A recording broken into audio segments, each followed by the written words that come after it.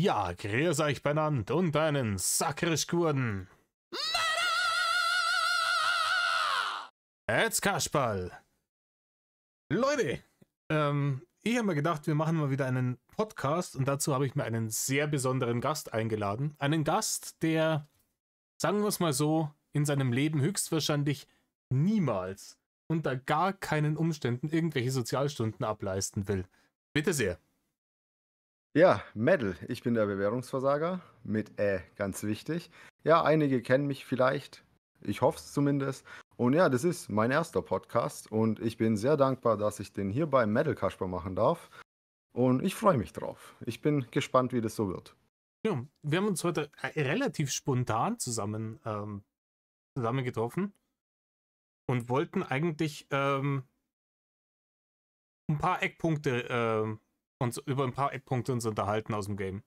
Ich habe mir so ein paar Sachen aufgeschrieben und die Idee dahinter ist, wir unterhalten uns über gewisse Situationen, die es gegeben hat Mhm. im Game. Was hätte Rainer anders machen können und was wäre dann vielleicht passiert? Wohin hätte es gehen können? Ja?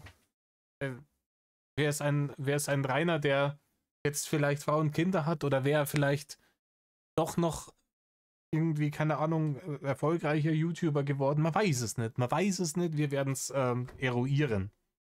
Also wenn du jetzt sagst, was hätte Rainer alles anders machen können, ich weiß jetzt nicht, wie viele Punkte du dir aufgeschrieben hast und ob das Video hier dann 8,5 Stunden lang wird. Ja, keine Ahnung. Mal Nee, gucken.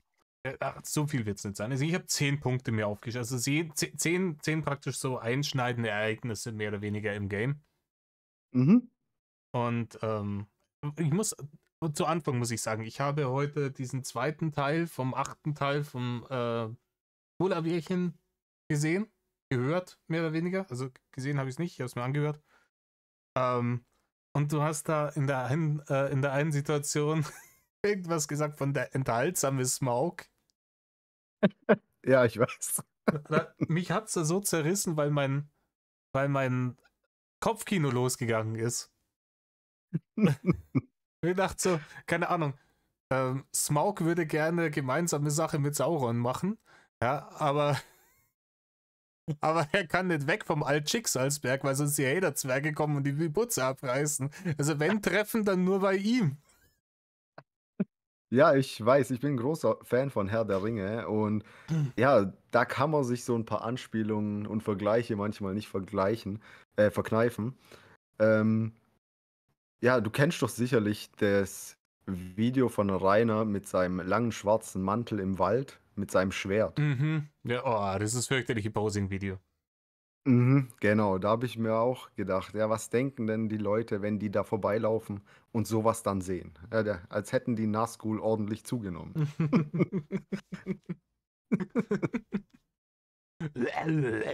McDonalds hat schon zu, du Spast. Oh, ja. Herr der Ringe, bin ich auch großer Fan. Da haben wir wenigstens da noch eine Schnittmenge. Ich finde es nämlich vor allem interessant, so von dem, was ich bisher gehört habe, auch aus den ganzen Reactions mit dir, die ich gehört habe.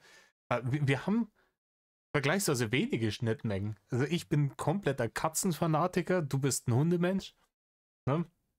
Mhm. Und ich glaube, du bist eher so ein Ordnungsdude, oder? So ein bisschen? Ne, Nicht? also jetzt nicht wirklich. Also klar, meine Bude ist eigentlich immer relativ aufgeräumt, aber nicht immer.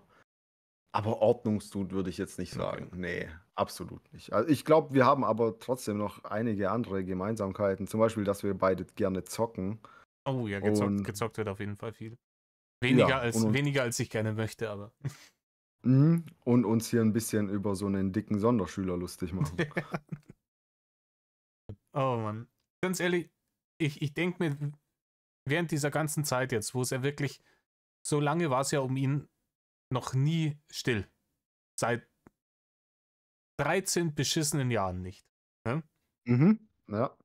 Ich denke mir immer, was jetzt gerade wohl für Leaks entstehen.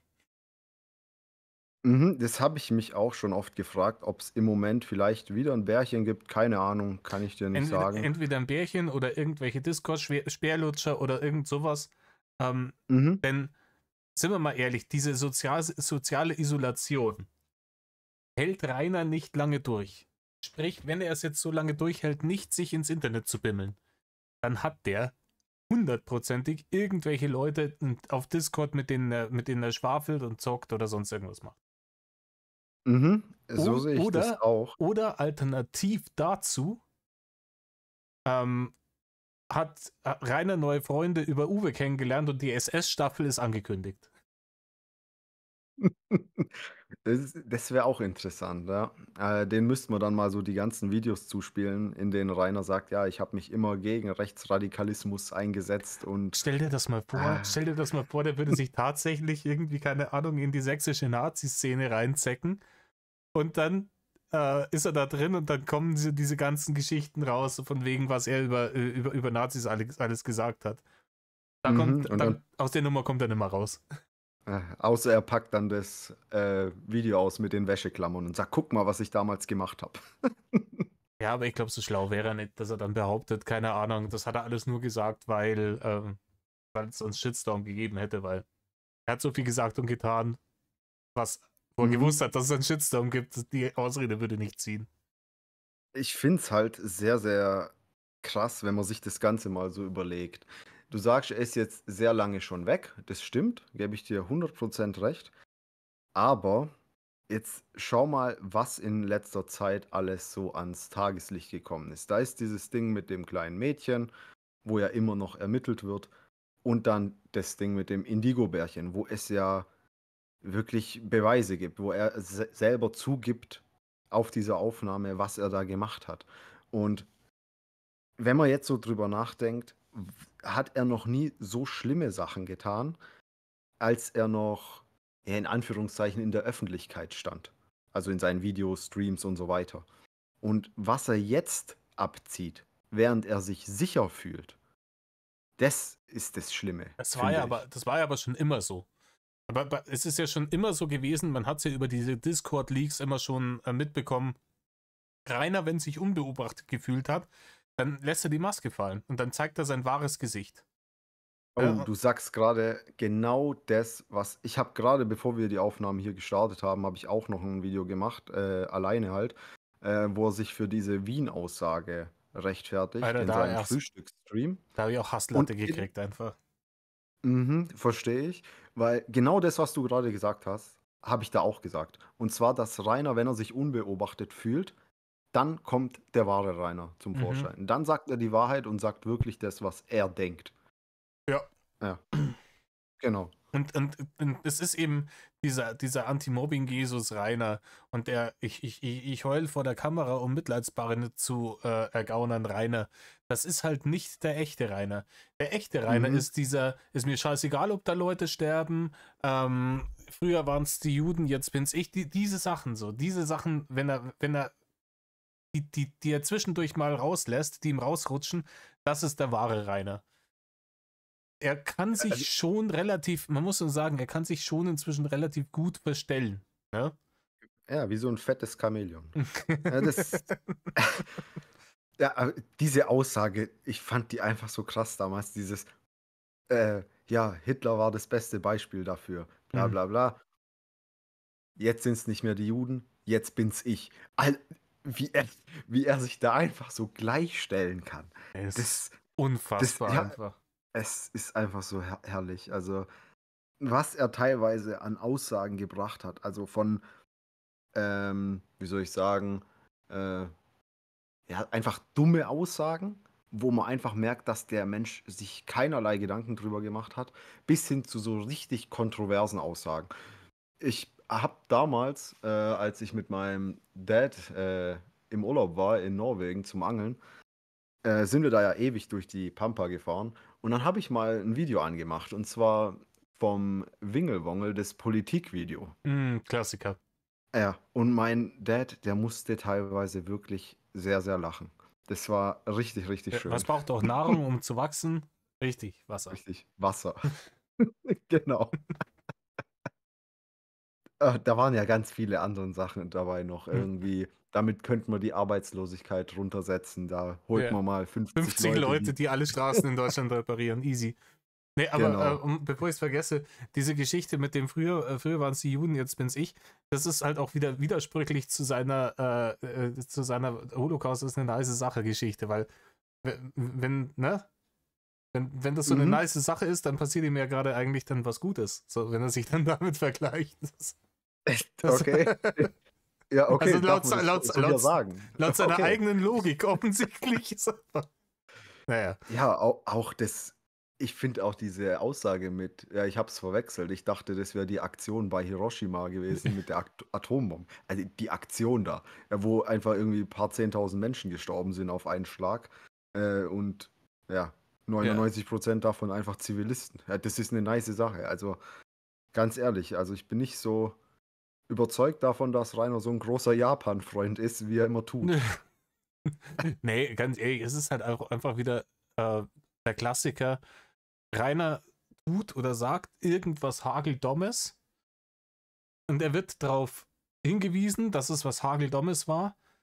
Und der Narzisst lässt es nicht zu, dass er einfach sagt, hey du, Leute, sorry, ich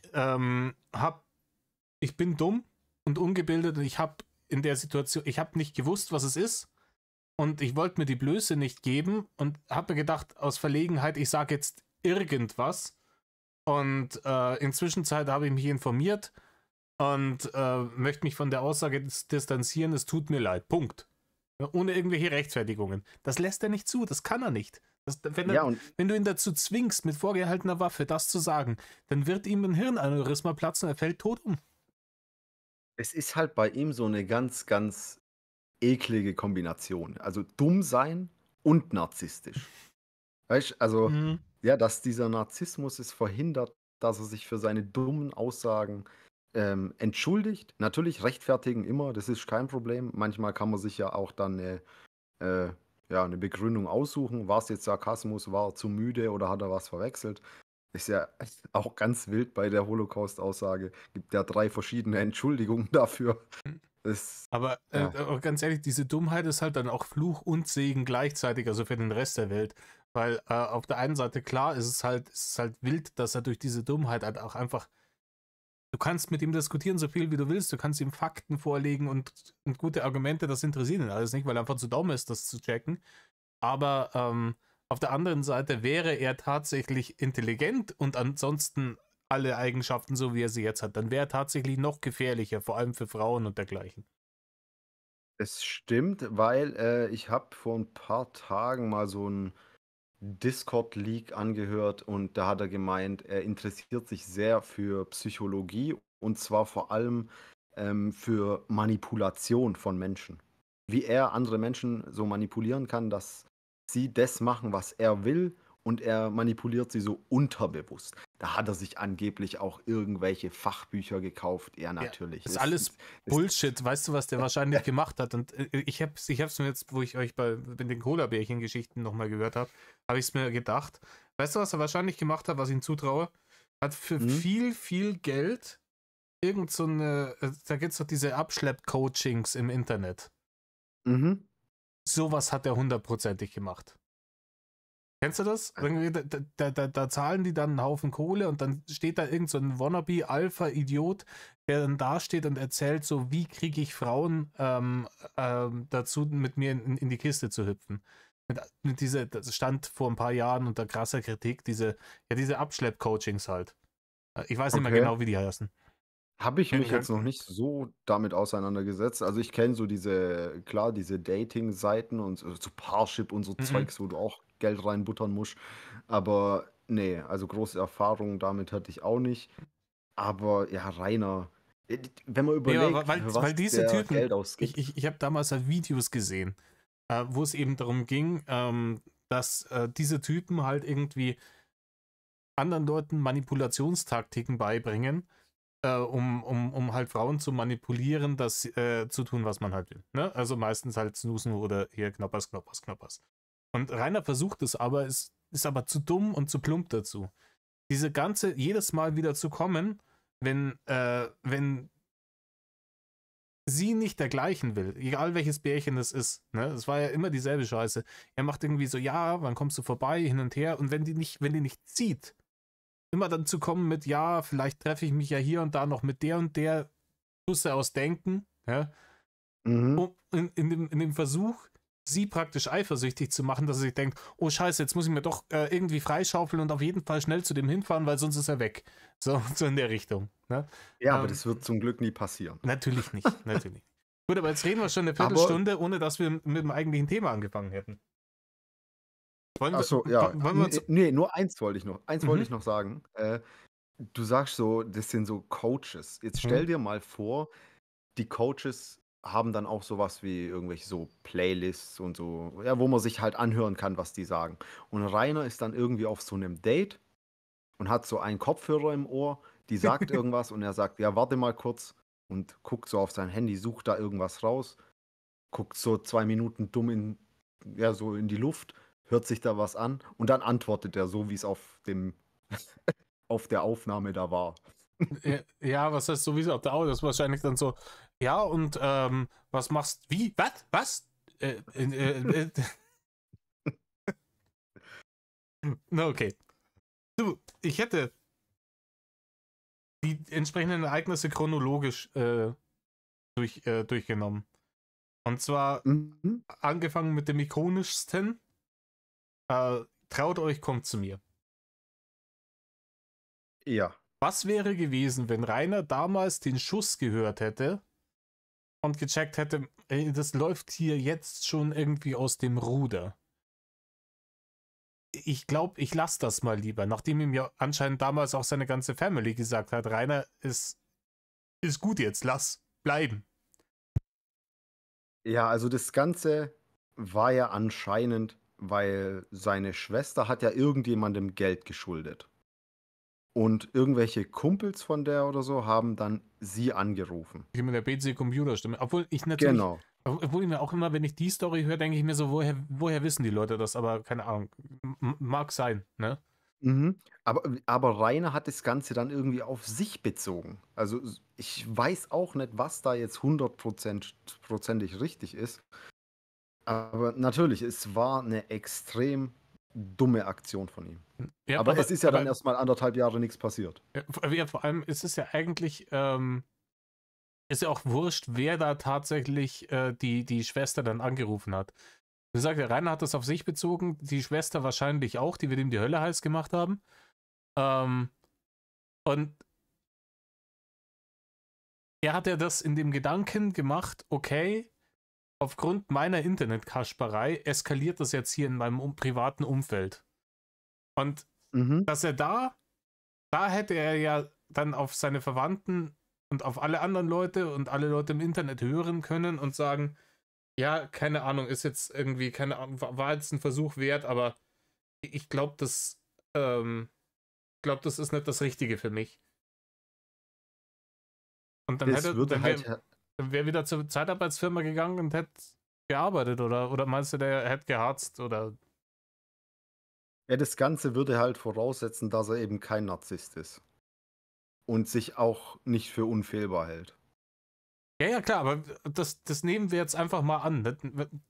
Wir nehmen jetzt einfach, Okay, ja. ich habe ja gesagt, was, wenn Rainer damals den Schuss gehört hätte. Wir wissen beide, Rainer hat noch nie den Schuss gehört und er wird ihn niemals hören. So, das ist jetzt einfach mal so eine. Äh, So, Also er hört genauso schlecht, wie er sieht.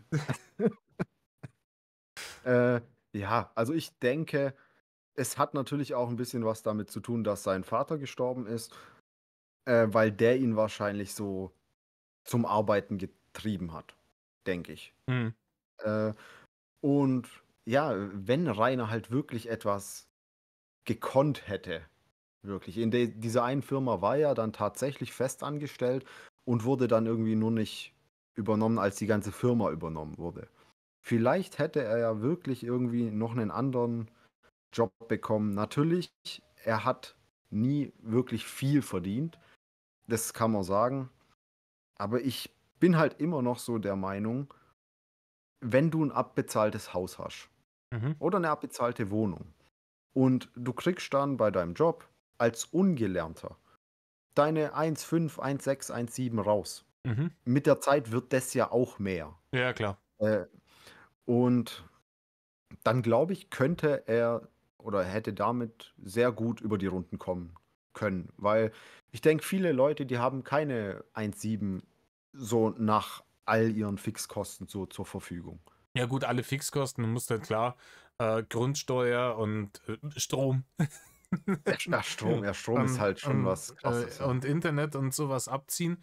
Aber wenn du das alles abgezogen hast, dann hätte er da, keine Ahnung, immer noch 1,5 auf der Hand jeden Monat.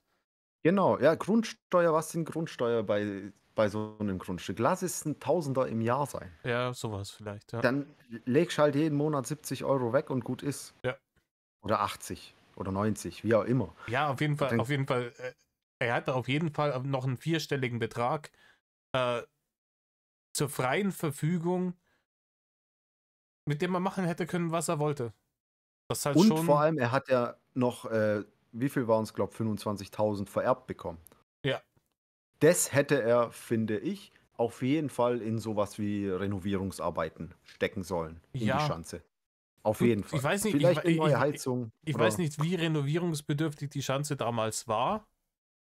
Aber zum Beispiel, ja, keine Ahnung, es werden da sicher irgendwo Gasleitungen liegen. Der hätte sich eine Gasheizung einbauen lassen können für die 25.000 Euro.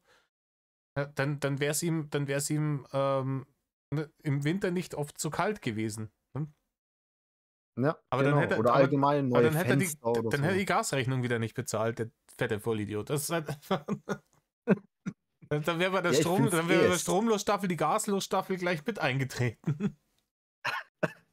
Ja, ich finde es schon ziemlich gefährlich, Rainer unter so, ja, auf so einem riesen Kanister oder Fass voll Öl sitzen zu lassen. Hätte ja nur mal gefehlt, dass er irgendwie mit der Kippe da runterwongelt und ja, die fällt da rein. Ja, gut, Heizöl brennt von der Kippe nicht. Das ist ja mehr oder weniger Diesel. Ja, okay. Entschuldigung. Ja, okay, stimmt auch wieder. Diesel brennt ja so nicht. Benzin schon. Genau. Aber Ja, trotzdem, komm.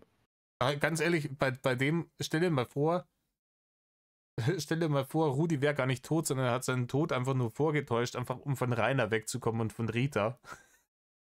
Und er würde jetzt Ja, irgendwie wiederkommen, keine Ahnung, der war die letzten auf Madeira. 13 Jahre irgendwie, keine Ahnung, auf Selbstfindungsreise durch Indien oder so. Und hat seinen Frieden und seine innere Mitte gefunden und kommt jetzt wieder nach Hause und ist gleich alles wieder im Arsch. Sieht Rainer, sieht, was passiert ist und der ganze Frieden, die Er ganze steht vor dem Grundstück und das Haus ist weg. das Haus ist weg. Dann sieht er die Ja, Videos von Rainer. Erstens, wie er heute aussieht, zweitens, was er gemacht hat die letzten Jahre. Und ach, ja. dann läuft so eine Träne ganz langsam die Wange runter, wie in so einem traurigen Musikvideo. So. Ich glaube, da könnte man ein prima Tool-Video draus machen. Und dann so die Erinnerungen mit Rainer mit 4 im Wald. Ja, was ich denke, damals hätte ich einen tödlichen Unfall gut vortäuschen können. Wäre das alles erspart geblieben. Oh Mann. Ja. Ja gut, das hätte. Packnase. Aber ich muss mal kurz abgelenkt. Katze kratzt an meinem schönen, teuren Gaming-Stuhl hinten. Das ist nicht cool. Ja, ich weiß nicht, keine Ahnung. Weder du noch ich wüssten, wer Rainer Winkler ist, wenn er es damals gecheckt hätte. Ja, auf der einen Seite muss man schon sagen, das Game ist halt schon lustig auf seine Weise. Man lernt halt echt nette Leute kennen. Ich sehe das immer wieder in den Kommentaren und es freut mich immer sehr. Mhm. Auch jetzt, dass wir zum Beispiel was zusammen machen. Ja, ich finde sowas geil. Aber Rainer ist halt so der Einzige, der in diesem Game nie wirklich was Positives rausziehen konnte. Bis Barne. auf halt Arne, ja, genau. Aber wenn man sich überlegt, ja, ich weiß nicht, bei niemand anderem ist dieser Verfall so krass dokumentiert wie bei ihm. Nicht mal bei den Ritters. Also, und von denen gibt es ja auch ein paar Dokus. aber bei Rainer, es ist ja wirklich, jetzt die Drachenchronik ist gerade offline, aber die kommt bestimmt irgendwann wieder. Jeder Stream, jedes Video, jeder Post von ihm, es ist ja alles dokumentiert. Ja, vor allem diese Streams und die Videos, Best-Case-Szenario. Best-Case-Szenario war halt einfach, ja, okay, es ist halt langweilig und schlecht. Das war das Beste, was man hoffen konnte, wenn es hieß, ja, Rainer hat ein Video hochgeladen oder Rainer hat gestreamt. Dann ist okay, im Best-Case-Szenario ist es langweilig und schlecht. Und im Mhm. Worst-Case-Szenario droppt er sowas wie die Holocaust-Aussage. Das ist halt einfach wild. Ja, schon. Es war halt immer wieder was Neues, worauf man hoffen konnte. Also, ich weiß nicht, wie ich das ausdrücken soll. Auch diese ganzen Content-Offensiven, da wo ja nie was gekommen ist oder sein Content an sich. Damals auf YouTube hat er ja tatsächlich noch, Content gemacht, so seine Videos am Anfang. Dann ist es immer mehr ins Streamen gegangen und irgendwann wurden ja nur noch die Hater sein Content. Und am Schluss bei TikTok war's ja einfach nur noch Gebettel. Es war ja nichts anderes. Das ist richtig, ja. N Nur Betteln. Keinerlei Gegenleistung hat man ja irgendwie dafür bekommen. Keine Unterhaltung. Er hat ja nicht mal so Videos auf TikTok gemacht, so Kurzvideos. Vielleicht ein paar Mal, davon waren ja auch welche ohne Ton, weil er vergessen hat, sein Headset wieder runterzuklappen und hat es so hochgeladen. Ja, Vor allem, das ich find diese Bettelei über TikTok, ist halt wirklich, Leute, die das machen, ist halt wirklich Abschaum. Das ist halt wirklich die, der Abschaum der Gesellschaft. Setz dich da hin und hier tippen, tippen, tippen, liken, liken, liken.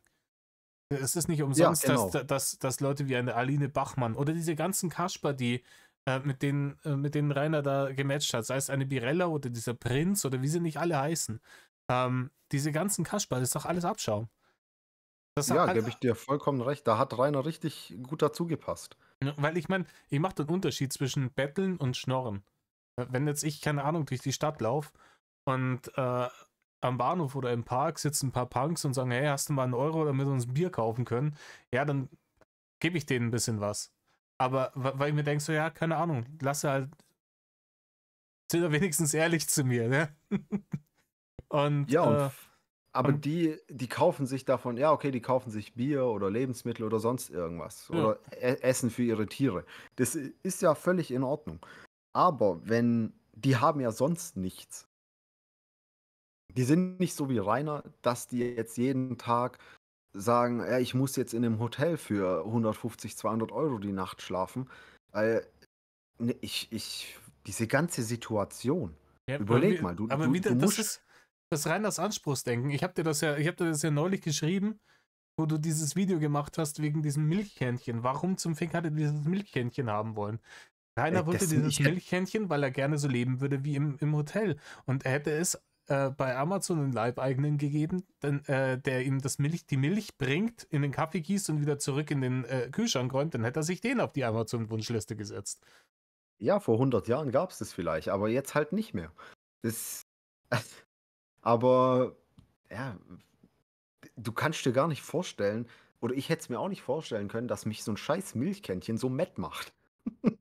Schon, oder? Einfach nur, weil man Rainer inzwischen so gut kennt, dass man sofort den Gedankengang dahinter durchschaut. Und das macht einen nett. Das Milchkännchen an sich ist ja, ganz ehrlich, wenn sich irgendjemand so ein Milchkännchen kauft, weil er sagt, hey, ich Frühstück mit meiner Frau gern am Wochenende auf dem Balkon oder draußen auf der Terrasse oder so und ich will dann nicht die ganze Milch mitnehmen, ist alles Gucci. Ne?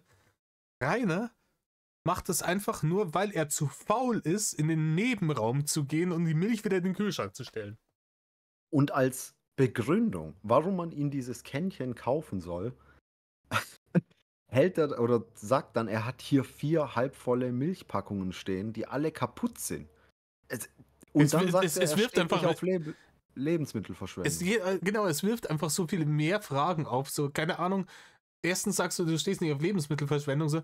Zweitens, es stehen 4 halbvolle Milchkartons da, die alle kaputt sind. Warum stehen die da noch, wenn die kaputt sind, du fetter Wichser? Warum hast du sie nicht schon lange weggeworfen? Ja, genau, ganz genau. Es dieses dieses Gebettel nach so Zeugs ist. Ah, diese Ja, Wunschliste allgemein, die hat mich so oft matt gemacht. Äh, ja, keine Ahnung. Warum hat er sich nicht einfach so, wenn er sich einen Kaffee macht, soll er halt eine zweite Tasse nehmen und die voll mit Milch machen? Dann hat er das Problem nicht mehr. das habe ich mir auch gedacht. Statt die, Das wäre einfach, aber da ist wieder das Problem, dann müsst ihr eine zweite Tasse abspülen. und ganz ehrlich, ich kann mir nicht vorstellen, dass der sowas nicht schon daheim hatte. Als ob Rita oder ja, Rudi, wie auch immer, als ob die nicht so ein Teeservice hatten. Irgendwie. Wahrscheinlich hat er keine Tassen mehr gehabt, weil die alle auf Hader geworfen hat. Und dann nur noch diese eine Tasse. Das kann auch sein. Ja. Oder was war noch sowas? Zum Beispiel eine Gartenschere setzt er auf die Wunschliste. Du kannst mir nicht erzählen, oder ein Besen, dass Rudi sowas nicht in seiner Garage hatte. Ja, nee, Safe hatte der sowas. da hätte der Rainer, dafür hätte der Rainer dann raus in die Scheune gehen müssen. Ja, genau. Und wenn ihm irgendein Dulli das kauft, dann wird es ihm vom Bankengamer direkt vor die Haustür gelegt. Ja, genau.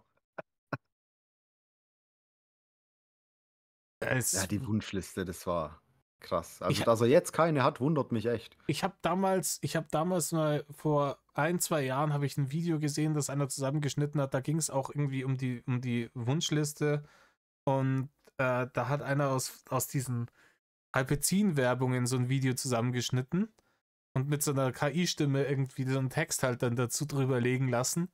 Und das war auch so, keine Ahnung, das eine Ding war dann so, ja, dem Dicken was zu kaufen ist nicht lustig, so, und jetzt verpiss dich, du Drachi-Abschaum.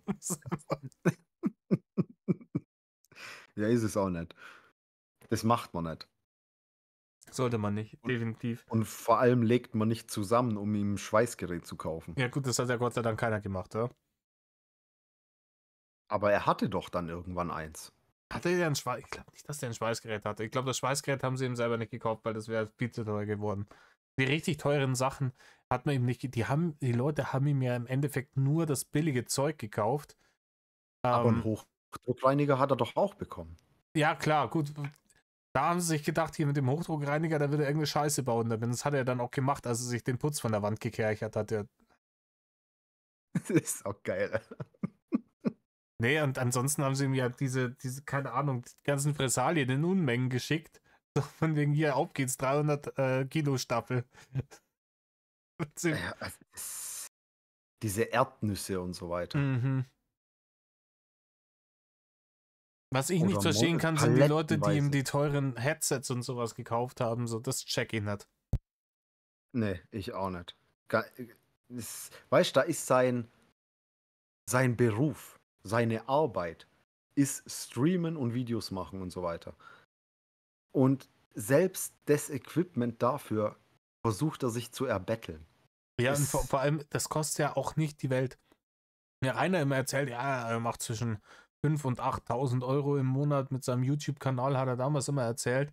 Und so, da leidet es nicht, dass du mal 100 oder 120 Euro für ein anständiges Headset ausgibst. Du, warum?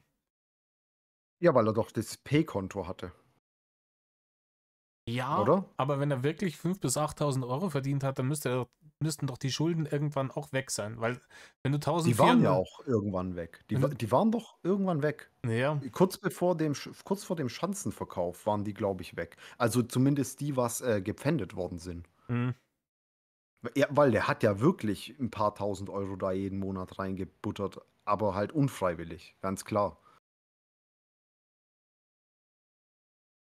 Ja, Aber ja, mir geht's eh nicht in den Schädel, wie jemand so einen Haufen an Schulden machen kann und im Endeffekt nichts hat. Weißt du, ich habe auch und Schulden, weil ich eine Wohnung gekauft habe. Aber, zu dem Thema kommen wir in Punkt 3. Ne? okay, okay. Ähm, ich habe hier noch Punkt 2. Ein weiteres einschneidendes Erlebnis in Reinis Leben und auch im Leben aller Hater, die das Game verfolgen, ist der Mittwoch.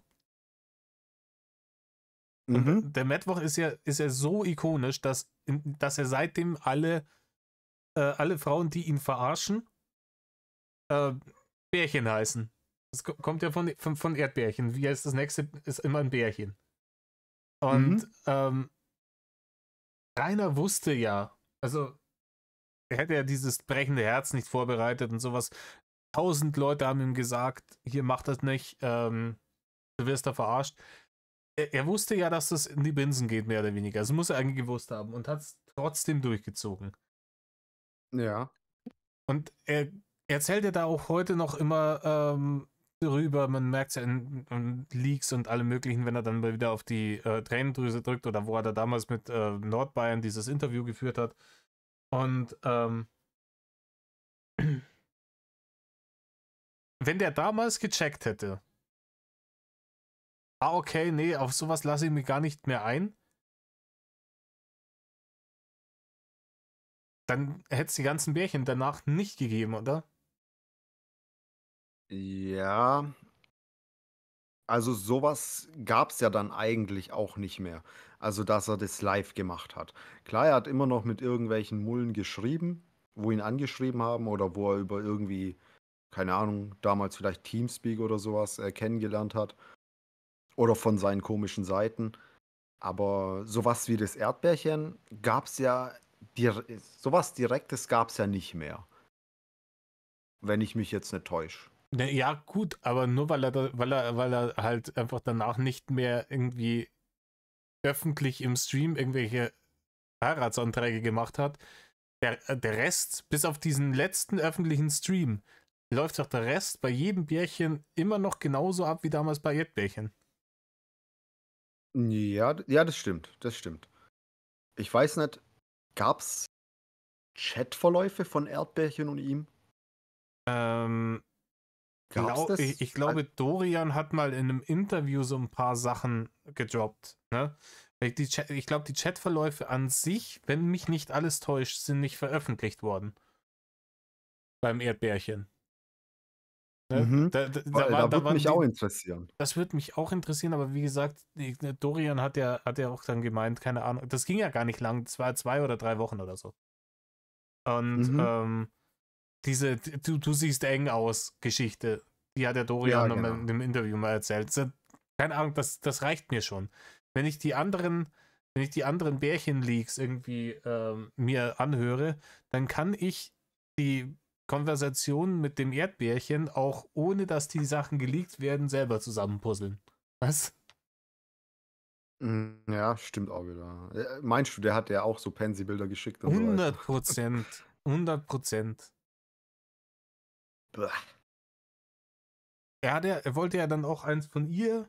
Das war ja dann die Geschichte. Da haben sie ihm ja auch irgendwo aus dem Internet irgendein Bild geschickt. Und Mhm. da kam mir dann eben dieses, ja, du siehst eng aus. Haben dieses „Du siehst eng aus" nicht, als sie gesagt hat, dass sie auch irgendwie jemanden hat, der sich umgebracht hat? Ja, ja, klar, aber Ach so, und aber er hat kurz davor, haben sie ihm anscheinend dieses Bild geschickt. Und, ja, genau, genau. ne? Und dann das war wie die Forza-Aussage. Ja, sie hat gesagt, ja, keine Ahnung, ich kenne auch jemanden, der sie umgebracht hat. Und der wollte dann einfach raus aus dieser Situation. Und dann das erste rausgebrabbelt, was in seinem Kopf aufgeploppt ist. Und das ist natürlich, weil er immer aus der Körpermitte heraus denkt, war, du siehst eng aus.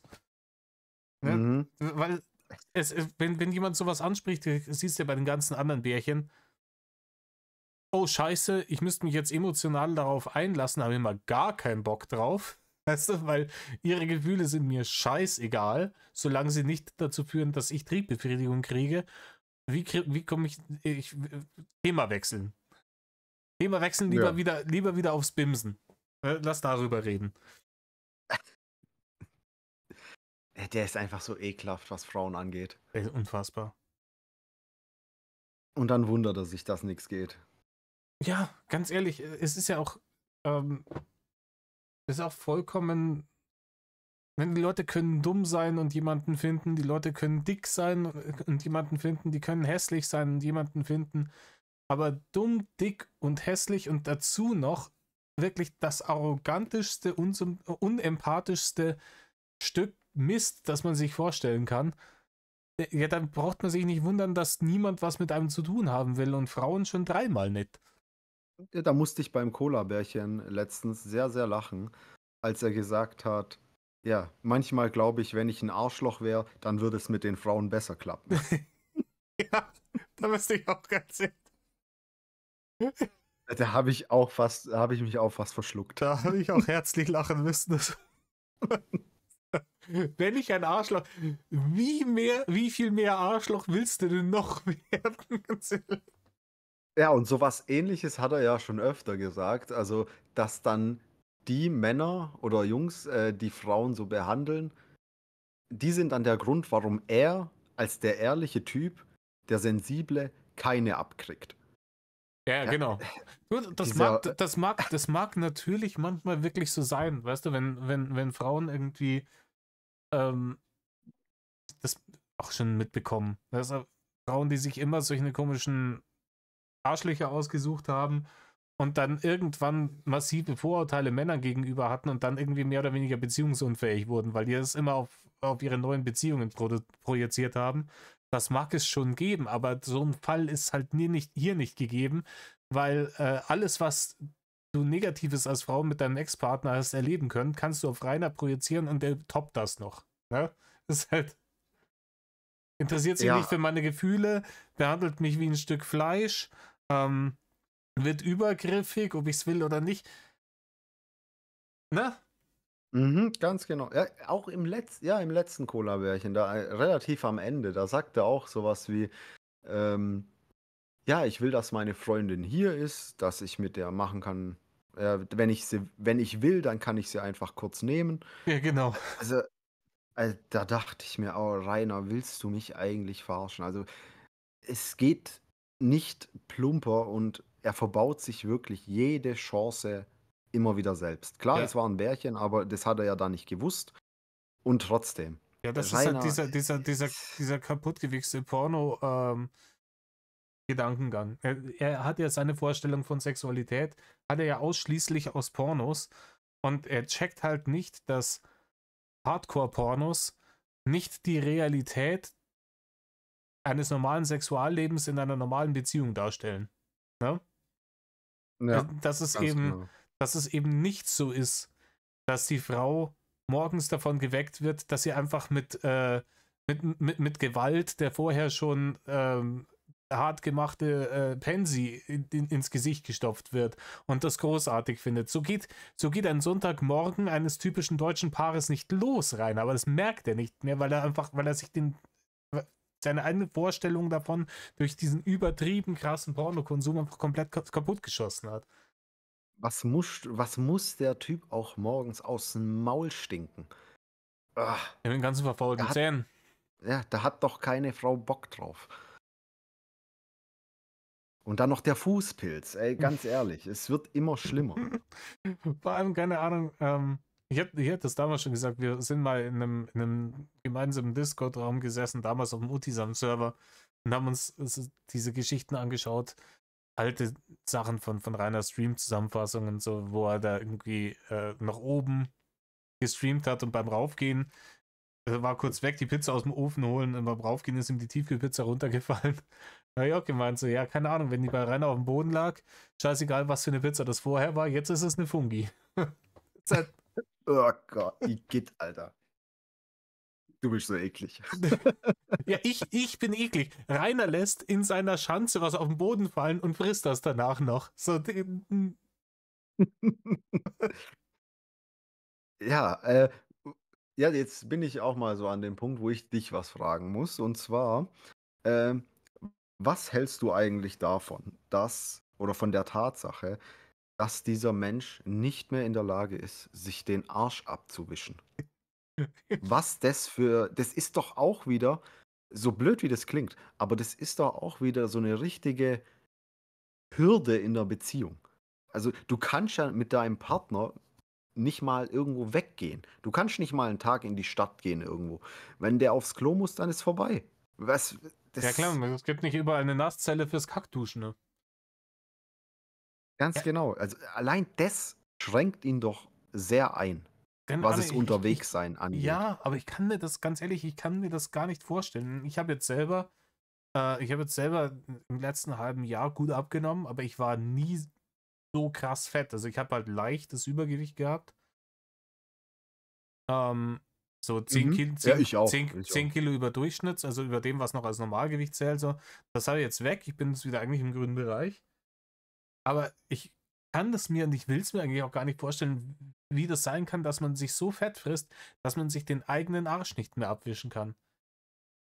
Das ist so eine Genau, ich bin wilde, das auch ist so so eine wilde bei. Vorstellung, weil ich hab so Sachen gehabt, wie, keine Ahnung, ich bin schnell außer Puste, ich habe irgendwie Probleme mit den Gelenken gehabt und so. Ähm, wenig Energie, auch dieses, keine Ahnung, wenn man sich selber anschaut und sich ästhetisch nicht so top findet. Und das ist halt weit, weit, weit vor diesem Punkt passiert, dass ich gesagt habe, nee, ich muss da was ändern. Ganz genau, ja. So geht's mir auch. Ich bin auch so knapp 1,80 und war mein höchstes war 107 Kilo. Und ich habe mich so unwohl gefühlt, dass ich das dann halt auch jetzt mittlerweile ändere, auch jetzt regelmäßig ins Fitnessstudio gehe und so weiter. Und wenn ich mir dann vorstelle, dass der mit 4 Zentimeter größer einfach mehr als das Doppelte von mir wiegt, Das ist also wild, gell? das ist Also mehr als das abnormal. Doppelte wie du zu deinen schwersten Zeiten. Und ich, Genau. und ich, und Also, ich, und ich sag dir jetzt mal was, mein schwerstes, ich bin 1,90 groß und mein höchstes Gewicht waren 113 Kilo. Und ja, okay, da bist du ja jetzt aber nicht wirklich fett, sage ich mal. ja Ein gut, bisschen, man sagt, bisschen, Faustformel ist immer so Größe in Zentimeter minus 100 ist so Idealgewicht, plus minus 5 Kilo oder so. Also sagen wir ja, mal, da kommt es immer drauf an. bis 100 Kilo wäre no Gucci so, aber 113 war dann schon wirklich auch, ich habe es auch an den Hosen gemerkt, so Hosen passen nicht mehr, die T-Shirts passen nicht mehr und so. Ja, dann Und hättest du halt einfach andere Größe gekauft. Es geht doch bis mindestens der 7 XL. im Zehnerpack. Und, nee, aber sogar da, und ich bin, wie gesagt, ich bin tatsächlich 1,90 groß. Und ich weiß das auch genau, ich kann dir das wirklich sagen, steht auch in meinem Ausweis drin, das ist nicht, es schwankt bei mir nicht, weil ich kein so ein besonderer Mensch bin wie Rainer, also ich bin 1,90 groß, Punkt. Und, Ja, du sagst schwanken, ja. Mhm. und sogar ich habe zu meiner schwersten Zeit, wo es für mich schon unangenehm war, auch nur die Hälfte gewogen von dem, was Rainer wiegt. Mit seinen 230 Mhm. Kilo. Das heißt, ich als übergewichtiger, sich unwohl fühlender Mensch mal 2 ist das Gewicht von einem Rainer Winkler. Ja, er kann mir doch nicht erzählen, dass das alles Gucci ist, dass bei dem, also wie krass muss man die Augen vom eigenen desolaten Zustand des Körpers irgendwie verschließen können. Es war ja auch schon so weit, dass er gesagt hat, ja, ich wiege zwischen 170 und 190 Kilo. Also einfach so 20 Kilo schwanken. 20 Kilo ist, wenn du bei anderen Leuten sagst, ja, die nehmen jetzt 20 Kilo ab, dann siehst du das Hm. extrem bei normalen Menschen.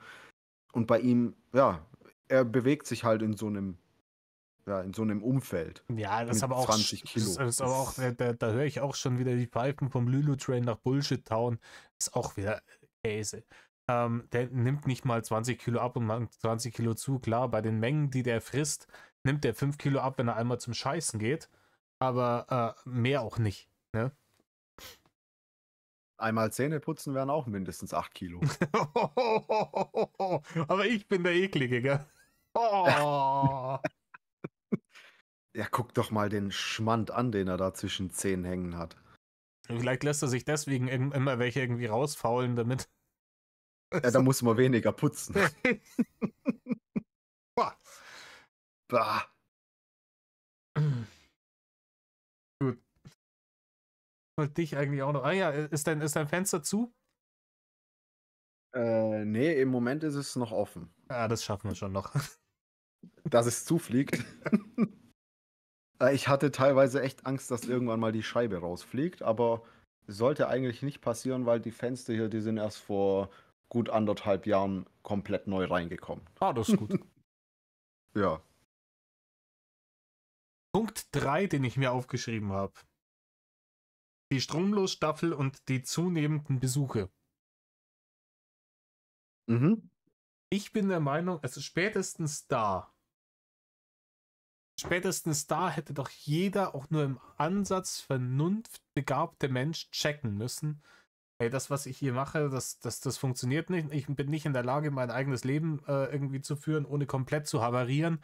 Ich brauche Hilfe und ich muss alles ändern. Oder? Ja, absolut. Also wenn dir der Strom abgestellt wird, weil ich verstehe auch gar nicht, wie das damals funktioniert hat, dass er so lange Strom bezogen hat, ohne dafür zu zahlen. Also, da Kann, verstehe ich ihn schon irgendwie ein bisschen, dass er sich da auch wundert. Über diese 15.000 € wundere ich mich persönlich jetzt überhaupt nicht, weil, ja, er hat ein großes was heißt groß? Er hat halt ein Haus gehabt. Wenn man sieht, was er da für Geräte alles hatte, so mehrere Kühlschränke, mehrere Gefriertruhen, ja, die ja der Rechner die ja läuft leer waren. 24/7, die Softboxen etc. etc. Genau. Und das waren ja alles wahrscheinlich keine neuen Geräte.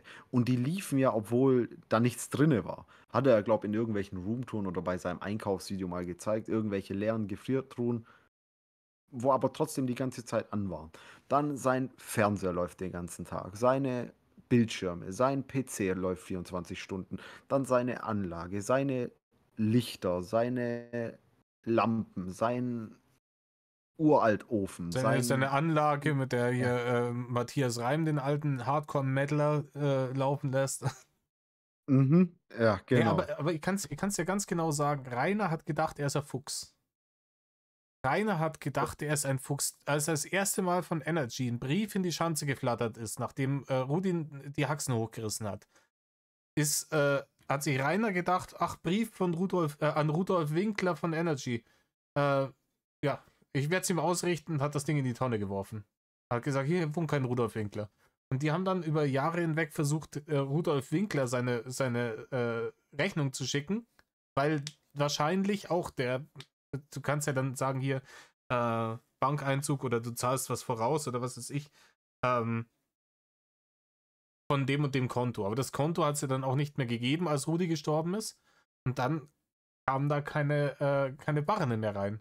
Und dann haben die halt versucht, einem Rudolf Winkler zu schreiben, so warum sie von seinem Konto nichts mehr abbuchen können. Und Mhm. Rainer hat sich gedacht, haha, solange die nur an Rudolf Winkler schreiben, kriege ich Strom umsonst. Wenn sie es checken, ab dann kann ich dann Strom bezahlen. Das war Rainers Gedankengang. Er hat sich gedacht, ich verarsche die jetzt einfach so. Ich hau die jetzt übers Ohr. Und ist ja nicht mein Problem, wenn die nicht gecheckt haben, dass mein Vater tot ist. Und dann sind die gekommen und haben gesagt, ja, Herr Winkler, Sie stehen da als Eigentümer in dem Haus drin, Sie haben den Strom bezogen, den haben Sie jetzt gefälligst auch zu zahlen. Und das natürlich zum schlechtesten Tarif, weil wir haben Ihnen den schlechtesten Tarif gegeben, da Sie ja keinen anderen bei uns gebucht haben. Fertig ist es. Und die müssen ihn mit Strom versorgen, weil da gibt es auch irgendwelche Gesetze. Also jemand wirklich einfach den Strom abstellen, ist schwierig. Da muss schon viel passieren, wie in Reiners Fall. Und der hat sich halt einfach gedacht, Rudolf Winkler wohnt hier nicht mehr, fickt euch. So, Strom für lau. Mhm. Ja, und dann, dass er diesen Prepaid-Zähler bekommen hat. Also, vor dem Game wusste ich nicht, dass sowas existiert. Wusste ich auch nicht. Wusste ich auch nicht, weil ganz ehrlich, jeder von uns ist, man kann der größte Chaot sein. Ich bin ein fürchterlicher Chaot. Aber gerade was Papierkram und sowas angeht, Übersicht über solche Sachen, ist keine Ahnung. Da bin ich fürchterlich drin. Aber Mhm. ich krieg die Basics krieg ich auf die Kette, von denen ich weiß, das muss geregelt sein. Ich muss mein Wasser und meinen Strom bezahlen, damit hier das Licht nicht ausgeht in dem Puff. Und ich muss diese wichtigen, überlebenswichtigen Fixkosten, die müssen gesichert sein. Ja? Und da muss ich mich drum kümmern. Und das ist halt manchmal nervig und manchmal scheiße, aber das ist halt die Sache als Erwachsener. Ja? Und Ja, nicht einmal ich das wusste kriegt er nicht hin. Er kriegt die Basics des Erwachsenenüberlebens nicht hin. ja, also, jetzt kommt es vielleicht doch so rüber, wie wenn ich so ein Ordnungstyp bin. Ich wohne jetzt hier in meiner Wohnung seit circa 2 Jahren und am Anfang wusste ich auch nicht, ja, was werde ich hier an Strom verbrauchen? Also, habe ich mir einfach jeden Sonntagabend unten im Keller den Zählerstand mal angeschaut und das für 2 Monate. Habe dann gemerkt, okay, ich verbrauche in der Woche so 25 kW, also Kilowattstunden. Mhm. Und habe mir das dann ein bisschen ausgerechnet und dann beim Stromanbieter gesagt, okay, ey, ich will einen Abschlag haben von 50 Euro im Monat. Und es ging auch relativ gut auf im ersten Jahr. Und dann haben die das von selber runtergesetzt, weil ich weniger verbraucht habe. Hm. Und so einfach ist es. Jetzt zahle ich 48 Euro im Monat und komme so fast auf null raus eigentlich. Ja, wie gesagt, ich hab vor kurzem wieder einen Brief gekriegt von meinem Stromanbieter, da stand halt drauf, hier Abrechnung fürs Jahr. Und das, was ich halt vorausgeleistet habe, ich zahle ja dann was pro Monat und dann ist auch, ja, keine Ahnung, 200 Euro Gutschrift, weil ich weniger Mhm. verbraucht habe als gedacht war. Denke mir so, ja, geil, 200 Euro kann ich gut brauchen, freut man sich. Ja. Aber bei Rainer, nö. Oh Mann. Ja, also wir sind von den Bärchen irgendwie nee, wir sind bei Stromlosstaffel. Ja, ja, genau. Und Rainer hätte dann natürlich auch sagen können, okay, ja, scheiße, weißt du, ich versuche jetzt irgendwie mein Leben auf die Ketten zu kriegen und schaue, dass ich diese Stromschulden mit ehrlicher Arbeit irgendwie abstottere und dann muss ich halt jetzt ein paar Jahre vielleicht ein bisschen auf Sparflamme leben und dann baue ich mir wieder was auf. So ein Leben. Weil das ja mit diesem Internet offensichtlich nicht funktioniert hat. Und das, obwohl er keinen Ja, aber, Cent Steuern gezahlt hat. aber was hat Rainer gemacht? Der dachte, er macht einen Spendenstream. Ja, der Spendenstream, der war ja noch das harmlose. Klar, da hat er alle möglichen Leute genervt, weil er der Meinung war, das sind seine Kollegen und die sind ihm irgendwas schuldig. Wie auch immer er auf den Trichter gekommen ist. Aber nein, was Rainer halt wirklich dann getan hat, was halt wirklich die absolute Krönung der Dummheit ist, dass man sagt, hey, ich hab doch diese Leute im Internet, die mir seit über 2,5 Jahren das Leben zur Hölle machen und mich hassen, wie die Pest. Lass doch die hierher einladen, damit sie mir Geld geben, damit ich meine Stromschulden bezahlen kann. Das ist auch diese Logik. Das ist so auf gleichem Level wie, ey, ich habe jetzt einer ein Schwanzbild geschickt, die hat es veröffentlicht. Ja, dann fange ich jetzt an, Pornos zu drehen. Das ist so, Ja, das Schwanzbild ist jetzt eh schon draußen, dann kann ich auch gleich eine Gummipuppe ficken und das ins Internet stellen. ganz genau. Ja, keine Ahnung, der ist halt falsch verkabelt im Kopf. Und vor allem dann ist das erste Mal Posterverkauf, geht fürchterlich in die Hose, eskaliert. Was macht er nächste Woche? Lädt die Idioten zum Posterverkauf ein. Das Schlimme ist, er hat ja damit tatsächlich ein bisschen Geld gemacht, gell, ein paar 100 Euro. Ja, aber die paar 100 Euro machen ja das Kraut nicht fett. Ja, Ja, natürlich nicht, aber mittlerweile verlangt er ja für ein Poster 50 Euro. Damals waren es, glaube ich, irgendwie 8,50 € und ein Autogramm war damals noch gratis. Aber er hat ja auch in dieser Zeit, wo er keinen Strom hatte, was hat er gemacht? Er ist immer mal wieder nach Neustadt oder sonst irgendwo hingefahren und hat sich von dem Geld, was er noch hatte, irgendwelche Mangas gekauft. ja, oder irgendwelches Sexspielzeug. Ja, genau. Das Hauptsache Geld rausschmeißen. Das, ja, Ist halt auch, ist es halt, geht mir ja, nicht es ist in. halt auch wirklich wild, dass man sagt, klar hat er, auf der einen Seite, eine Sache kann man verstehen. Du sitzt da, du hast keinen Strom. Du Ja. bist aber auch arbeitslos. Und du sitzt Mhm. dann da den ganzen Tag. Da kann dir schon gewaltig die Decke auf den Kopf fallen. Vor allem, wenn man dann vielleicht mal über das eigene Leben nachdenkt, als reiner Winkler in der Situation, so wie bin ich da hingekommen. Dass man sich irgendwie ablenken will und da das ja auf elektronischem Wege nicht geht, weil es dafür ja Strom bräuchte, dass man sich dann irgendwie Mangas kauft, um die zu lesen. Naja, Ja, aber die hast du halt wirklich in einer halben Stunde fertig gelesen. ja, jeder normale Mensch, für Rainer ist das eine Tageslektüre. Ja, stimmt auch wieder. Vor allem, wenn du dir denkst, wenn es dann wahrscheinlich noch irgendwelche Mangas sind, wo irgendwie Mädchen mit kurzen Röcken da sind, dann wird alle paar Seiten unterbrochen, um sich ein bisschen den Maulwurf zu würgen. Ah, überleg mal, der musste sein Handy im Auto laden. Ja, das ist auch wieder, weil der Sprit, den du brauchst, um das Auto laufen zu lassen, kostet ja nichts. Genau. Das Auto wurde einfach so als Stromgenerator missbraucht. Ja, ganz ehrlich, der hat einen Trafo irgendwie an das Tretrad da hinhängen sollen und darüber das Handy laden. Da hätte er vielleicht auch ein bisschen abgenommen dabei, weißt Die Stromlos-Staffel, die war schon krass, ja. Ja, vor allem die Stromlosstaffel hat einen der großartigsten Protagonisten aufs Feld geführt, und zwar den Herrn Müller. Ja, danke, Herr Müller. Danke, Herr Müller. Ja, da fällt mir wieder ein, dem muss ich auch noch eine Packung Merci schicken. Ich hab's auch, ganz ehrlich, ich hab's mir schon mal überlegt, ob ich nicht irgendwie einen Blumenstrauß an die Polizei Neustadt an der Eis schicken soll. Ja, ich habe mir das gedacht mit der Richterin oder der Staatsanwältin, die mich auf auf die Idee für meinen Kanalnamen gebracht hat. Mit dem Bewährungsversager, ja. Ganz genau.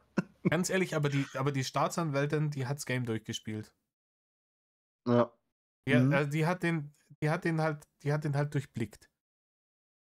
Leider hat's halt nicht viel gebracht. Leider hat's nicht viel gebracht. Aber ganz ehrlich, ich sag's dir, wie es ist. Ich wette was. Dieser Richter hat einfach nur auch auf Krampf nach einem Grund gesucht, den Wingel nicht in den Knast zu stecken. Ja, Hundertprozentig, diesen Schuh wollte sich keiner anziehen. Weil es eben, keine Ahnung, den Unmut der Hater auf sich ziehen als Richter, schön und gut. Aber wenn dann wieder irgendein Sascha Lobo meint, oder ein Dennis Live, wie sie nicht alle heißen, dann irgendwie im Spiegel und auf YouTube Stories zu verbreiten, von wegen die Justiz wird zum Handlanger des Internet-Mobbing-Mobs, ja, des Internet-Hass-Mobs, dann hast du ein Drama, das du nicht haben willst. Ne? Und dann ja. suchst du nach irgendeinem Grund, dass du ihm nochmal Bewährung geben kannst, schickst ihn weiter und hoffst, dass das nächste Mal das Problem von jemand anderem ist. Mhm. Ja, aber das Problem ist halt, ja, die Justiz, die hat halt an Rainer einfach so krass versagt. Ich sag nur dieses Ding, dass man ihm seine Geräte weggenommen hat und sie dann nicht durchsucht hat. Ja, Es geht mir nicht in den Schädel rein, wieso man die dann überhaupt weggenommen hat. Es ist check ich auch nicht. also krachend gescheitert, Aber, finde ich. aber das ist halt auch, glaube ich, ein großes Problem dessen, dass diese Causa Drachenlord ist eben dann so tiefgehend und so komplex, dass das gar nicht möglich ist für jemanden wie so einen Richter oder dann eben diese Polizisten, wo die Scheiße da beschlagnahmt haben, das zu durchblicken, welche Dringlichkeit das eigentlich gehabt hätte. Zum einen da hier die Daten zu sichern oder eben auch vor 2,5 Jahren den einfach ins Camp Knacki zu schicken. Ja, absolut. Also, das ist, glaube ich, auch so ein Grund, warum er so gehasst wird. Dass er sich so viel schon geleistet hat und wirklich noch nie Konsequenzen erfahren hat. Was hat er denn an Strafen bekommen? Ja, einmal diese 2.500 € Geldstrafe da, was er zahlen musste. Das war's. Ja. Sonst nichts. Gar nichts. Ansonsten, ja, Bewährungsversage, die ganzen Bewährungsauflagen, ja, die Anti-Aggressionstraining, Sozialstunden etc., hat er alles nicht gemacht. Nee, nix. Wo ich mir denke, so, Und hey, wir geben dir eine Bewährungsstrafe und du hast gewisse Bewährungsauflagen. Sollte doch eigentlich implizieren, dass wenn du die nicht machst, dann gehst du ins Gefängnis. Und Rainer macht die einfach nicht und sagt, kann ich ja nicht machen, wegen die Hater. Und dann sagt das Gericht, ja, okay, dann mach's halt nicht. ja, genau, diese Konsequenzlosigkeit. Das nervt mich persönlich auch extrem bei ihm. Alle anderen wären schon auch viel früher von YouTube geflogen. Bei dem ganzen Zeug, was der alles gemacht hat. Jetzt mal im Ernst. Ganz ehrlich, jedem anderen hätte nach der Hälfte der Zeit das Finanzamt schon irgendwie mit dem Luan den Hintereingang gedehnt, dass der Sau graust. Rainer zahlt seit eh und je keinen Cent Steuern und es interessiert kein Schwein. Ja, genau. Nichts interessiert, was er macht. Auch dieses BLM-Thema damals. Da Ja, musste er, glaube ich, dann mal 1.000 € oder nee, die musste er dann doch nicht zahlen. Nur Die hat er, 1.000 € Strafe, wo er die Straße gefilmt hat. ja, Das da muss hat er er, mal zahlen. aber die BLM hat ihm ja, das ist auch wild, die BLM hat ihn ja zu einer, glaube ich, zu einer Strafzahlung verdonnert. Und das hat er ausgesessen, hat er einfach nicht bezahlt, hat er einfach ausgesessen, bis dieses Gesetz geändert wurde und dann ist es nicht mehr verfolgt worden. Geil. Ja, das ist auch die Definition von Winklerglück. Ja.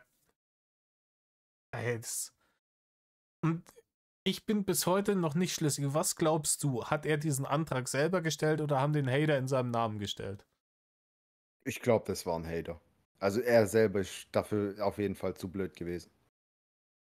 Ja, ich tendiere auch eher zu hatern. Aber, Was halt auch schon eine geile Aktion ist.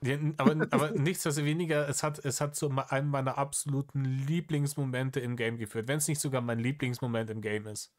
Lass Dieses, mich raten, dieses äh, vielen Dank, dass ihr mein Leben genau, zerstört, genau. ihr blöden Wichser. Genau das, wo er da sitzt und diesen Brief vorliest und ihm einfach sämtliche Gesichtszüge entgleisen, weil ihm von höchster Stelle gesagt wurde, dass die Internetbettelei auf YouTube jetzt einzustellen ist. Fernsehprogramm Drachenlord. Was habe ich hier jemals gemacht, was mit Drachenlord zu tun hat? Ah nee, das war noch auf YouNow damals. Ja, genau. Aber Zu dem Ding seine gibt's auch großartige Geschichten von damals noch. Darf ich dich kurz aus zwei persönliche Dinge fragen? Punkt ja, eins: Was ist dein Lieblingsmoment im Game? Lieblingsmoment. Ja, okay, der 30. Geburtstag ist geil, der Mittwoch ist geil, aber ich glaube, so, es ist nicht der Moment, es ist eher so die Situation. Und zwar, das ist noch relativ neu. Dieses kurze Video oder war das Video oder Stream, ich weiß es nicht mehr, als Rainer gesagt hat, ich weiß, was im neuen Jahr auf uns zukommt. Das und das ist rückblickend, was danach alles passiert ist so, ist das so eine wunderschöne Aussage.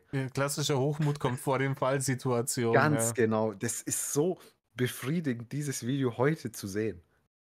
Wie einfach alle Hater-Kanäle noch da sind und größer werden und er immer noch auf YouTube gesperrt ist, alleine in seinem 10 Quadratmeter Zimmerchen sitzt und einfach nichts mehr hat. Und Und ja, die zweite Frage, die ich dir stellen wollte, ist aktiv oder auch inaktiv? Was ist dein Lieblings-Creator im YouTube-Creator im Drachengame? ähm, kann ich jetzt so eigentlich gar nicht sagen, weil ich finde es schön, dass im Game so viele unterschiedliche Leute sind. Das geht von so Leuten wie Serial Talk, der einfach alles raushaut, so wie er es so wie er es meint, Der äh, leider schon bis lange nichts hin, mehr gemacht hat. genau, bis hin zu Leuten, die relativ sachlich sind, so wie, oder ruhig sind, sage ich mal, wie Hage Budne oder Oribär. Also ich möchte mich auf keinen festlegen. Also es gibt welche, die ich jetzt nicht großartig verfolge, aber im Grunde, ich höre mir eigentlich so gut wie alle gleich gern an. Ja? So. Den veganen Jahrmetzger, den vermisse ich sehr, würde ich sagen. Oder auch Schanzenkrähe, vermisse ich auch, dass der nicht mehr da ist. Schanzenkrähe habe ich nie irgendwie verfolgt. Veganer Jahrmetzger ist natürlich großartiger Dude gewesen. Es gibt aktuell gerade irgendeinen Kanal, der Spiegelkanal heißt der, glaube ich. Der macht Re-Ups von allen möglichen Videos vom veganen Jahrmetzger. Ja, genau, den Kanal kenne ich. Der wird mir auch jeden Tag angezeigt. Ja. Aber wenn mir, keine Ahnung, die Met-Fee des Drachengames erscheinen würde und die sagen würde, hey, du kannst einen von den alten Creatoren wiederbringen, äh, so gern wie ich den Metzger mag, wäre Dr. Oll. Okay. Dr. Oll ist mein absoluter Lieblingscreator im Game, vor allem eben weil er ja viele seiner Sachen eben auch, deswegen bin ich ja drauf gekommen, zu dieser BLM-Staffelzeit gemacht hat. Und ich Mhm. ganz ehrlich, ich habe mich da so oft so weggeschmissen. Rainer und die sündhafte Gewalt heißt das eine Video. Das habe ich mir, glaube ich, schon mindestens 100 Mal gegeben. Okay. Musst du ja, Müsste ich mir auch mal wieder ja, anhören. gönn dir das. Das ist einfach von wegen dem Plan, den der Rainer geschmiedet hatte, wie er es nochmal aufzählt, Dr. Oll, wo es darum ging, ja, weil er das P-Konto hat und sowas und ähm, das wie er dann YouTube überreden will, die Kohle auf Halde zu legen und ihm wann anders zu überweisen, bis er das so organisiert hat, dass er dann wieder streamen kann und das irgendwie am Fiskus vorbeizuschieben, damit er seine Steuerschulden nicht bezahlen muss. Was das halt wild. Ja, äh, Leute, wartet noch mit dem Geld. Wartet noch. Gut, Ja, wir sind bei Punkt 4 angekommen. Und Punkt mhm. 4 ist die logische Konsequenz von Punkt 3, das Schanzenfest. Ne, also wer Wind sät, wird Sturm ernten und den Wind hat er praktisch mit diesen Posterverkäufen gesät und der Sturm, der geerntet wurde, wurde geerntet am 20.08.2018. Ja, Schanzenfest ist ja auch Klassiker. Und auch da wieder, keine Ahnung, die Eskalation steigert sich ja. Ja, von einem Traut euch kommt zu mir über einen Mittwoch bis zu den Besuchen mit der Stromlosstaffel, dann das Schanzenfest. Und Mhm. ganz ehrlich, wenn ich dann da sitze und mir denke, scheiße, da kommen Leute, die wollen mir die Bude abfackeln. Zu Hunderten, sodass Polizei Großaufgebot die davon abhalten muss, dann würde ich mir doch denken, okay, nee, jetzt bin ich an dem Punkt, jetzt muss ich wirklich hart auf die Bremse treten. Und was macht Rainer? Er schmeißt den Grill an. Schmeißt den scheiß Grill an und den Stream. Ganz ehrlich, Ja. Also ich glaube, hätten die Cops das damals gewusst, die hätten selber den Verteilerkasten umgefahren. Zumindest für den Tag. ganz ehrlich, ich glaube, allein von der Pinea waren bei diesem Einsatz sicher der ein oder andere drin, der sich gedacht hatte, komm, lass die einfach durch, dann hat das ein Ende. So, wir verpissen uns jetzt, wir lassen jetzt hier die Wilden, die von überall hier angereist sind, sämtliche Kuchenkinder und kommen wir jetzt alle, die lassen wir durch. Und dann lassen wir das Problem sich alleine lösen. Ja, glaube ich auch. Also Rainer war definitiv nicht besonders beliebt bei der Polizei. Ich habe das auch gestern, ich weiß gar nicht mehr in welchem Video gesagt, aber ich glaube, in Zukunft haben die äh, Polizisten sich am 20.08. immer Urlaub genommen. Oder Oder am an Rainers 2.8. Geburtstag. Genau. Ja, keine Ahnung, ich glaube auch, dass da wahrscheinlich haben die da damals irgendwie Streichhölzer gezogen oder sowas. Und wenn der Herr Müller hat am häufigsten den kürzesten gezogen, dann sitzt er da und wartet, bis das Telefon klingelt. Es ist so krass. Also auch diese Aussage, dass Rainer irgendwie für ein Drittel aller Polizeieinsätze in diesem Landkreis da zuständig ist oder Das verantwortlich ist, ist dass wild, er, oder? all, er allein löst so viele Polizeieinsätze aus wie 20.000 andere Menschen. Das ist mehr als wild. Jetzt mal ganz ehrlich, wie oft hast du in deinem Leben bei der Polizei angerufen? Ich, ich muss gerade überlegen. Also ich hatte schon ein paar Mal mit der Polizei zu tun, aber da habe nicht ich angerufen. Also einen Krankenwagen habe ich schon ein paar Mal anrufen müssen. Aber nee, ich glaube, selber habe ich die Polizei noch nie angerufen. Ja, ich bin älter als Rainer und die Male, wo ich bei der Polizei anrufen musste, kann ich an einer Hand abzählen. Und das waren halt meistens so Sachen. Einmal ist mir einer an der Ampel hinten reingedonnert. Mhm. Und einmal, das waren meistens Sachen, die irgendwie mit dem Straßenverkehr zu tun hatten. Einmal habe ich habe ich einen Biber überfahren, der ist mir vors Auto gelaufen, den konnte nicht mehr bremsen. Und einmal bin ich hinter einem Typen auf der Landstraße hergefahren, der halt immer so ausgeschlagen ist. Ne? Und der dann jemals fast immer in die Leitplanke rein und dann überkorrigiert und dann über den Mittelstreifen, bis er sich dann wieder eingependelt hat. Das ist halt mehrfach passiert. Und dann dachte ich mir so, okay, der ist halt, wahrscheinlich ist der satt, der Typ. Wahrscheinlich ist der einfach satt und fährt hier besoffen in der Gegend umeinander. Und dann habe ich halt die Bullen gerufen und mir gedacht, zieht ihn raus, bevor da irgendwas passiert. Aber das war es so. Keine Ahnung. 2 Autounfälle und Sch das. Stimmt, jetzt wo du sagst, ich habe auch wegen sowas mal die Polizei gerufen. Das ist auch bestimmt schon 10 Jahre her, da bin ich auch nicht selber gefahren. Da sind wir auch auf die Schnellstraße gefahren, relativ spät, es war schon dunkel und da ist auf der Auffahrspur einer gefahren mit vielleicht 15 km/h oder so und ist auch immer gefährlich an die Leitplanke gekommen.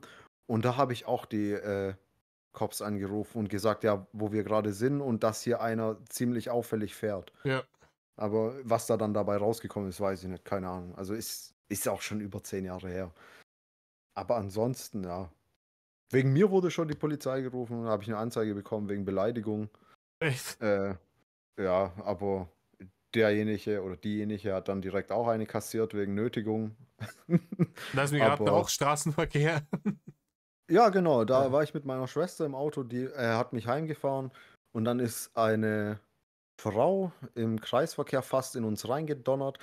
Dazu muss ich sagen, es war dunkel, es hat geregnet, also Straßen waren nass. Und die ist dann, das sind dann noch so 1,5 Kilometer oder sowas zu mir gewesen. Und die ist uns die ganze Zeit über am Arsch geklebt. Und dann habe ich zu meiner Schwester gesagt, ja, komm hier, blink, fa- bevor du in die Einfahrt fährst. Nachher fährt die uns da noch irgendwie rein. Und in dem Moment habe ich mich dann halt so umgedreht und der einfach einen Finger gezeigt. Hm. Äh, Dann bin ich ausgestiegen und auf einmal dreht die da irgendwie um und kommt da in die Einfahrt rein und sagt, der Finger gibt eine Anzeige. Sag ich, ja, schön für Sie. Was für ein Äh, erbärmliches Würstchen musst du sein, wenn du wegen einem Finger im Straßenverkehr eine Anzeige schaltest, Digga. Ist halt. und dann ruft die so die Polizei und sagt, ja, ich bin hier, äh, habe ich ihr die Adresse gesagt und gesagt, ja, sie sollen ruhig kommen. Und dann sind die gekommen und haben gefragt, ja, was los ist.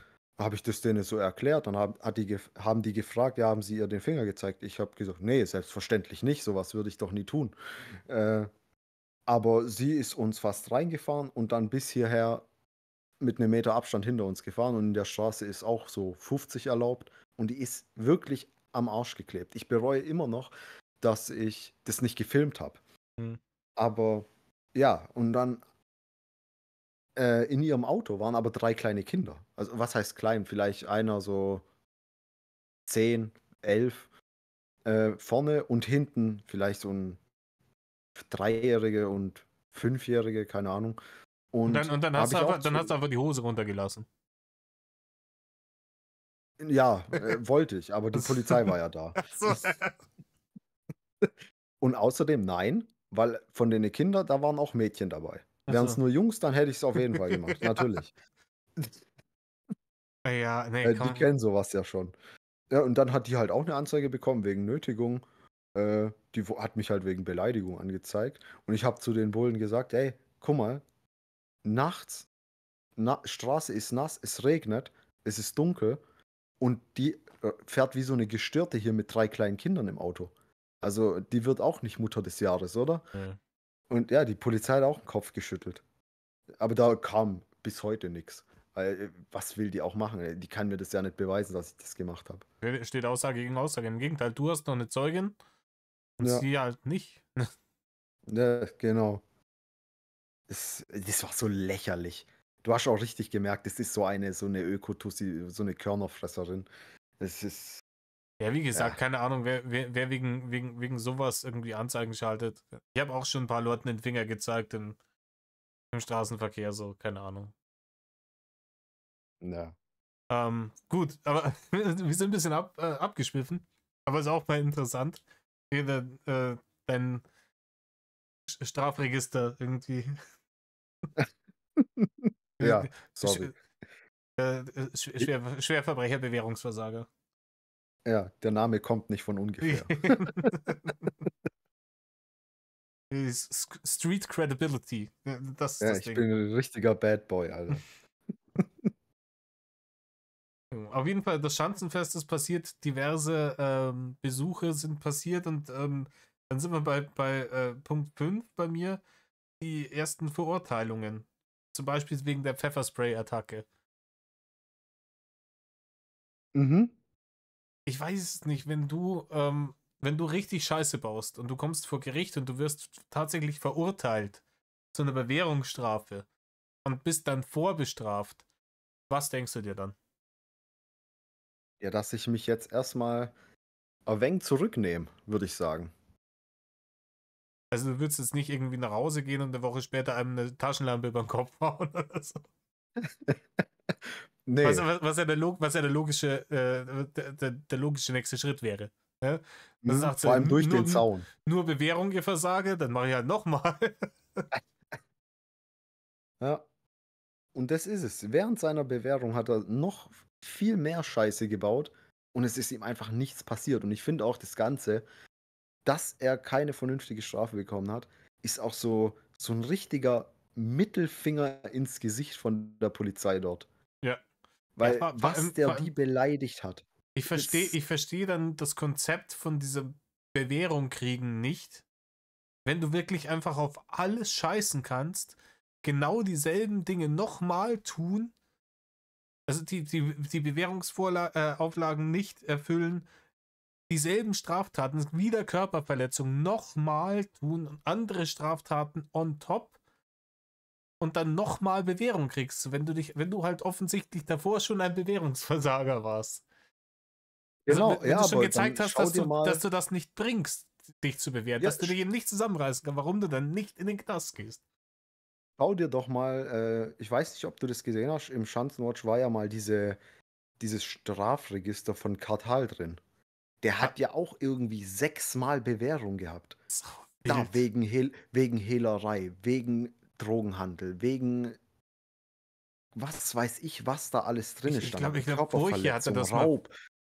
Furche hatte das mal Das, vorgelesen, aber stell dir mal vor, du kriegst Bewährung für Hehlerei, für Körperverletzung, für Raub etc. bla bla, irgendwie, keine Ahnung, organisierte Kriminalität und du fährst dann ein wegen Wingel.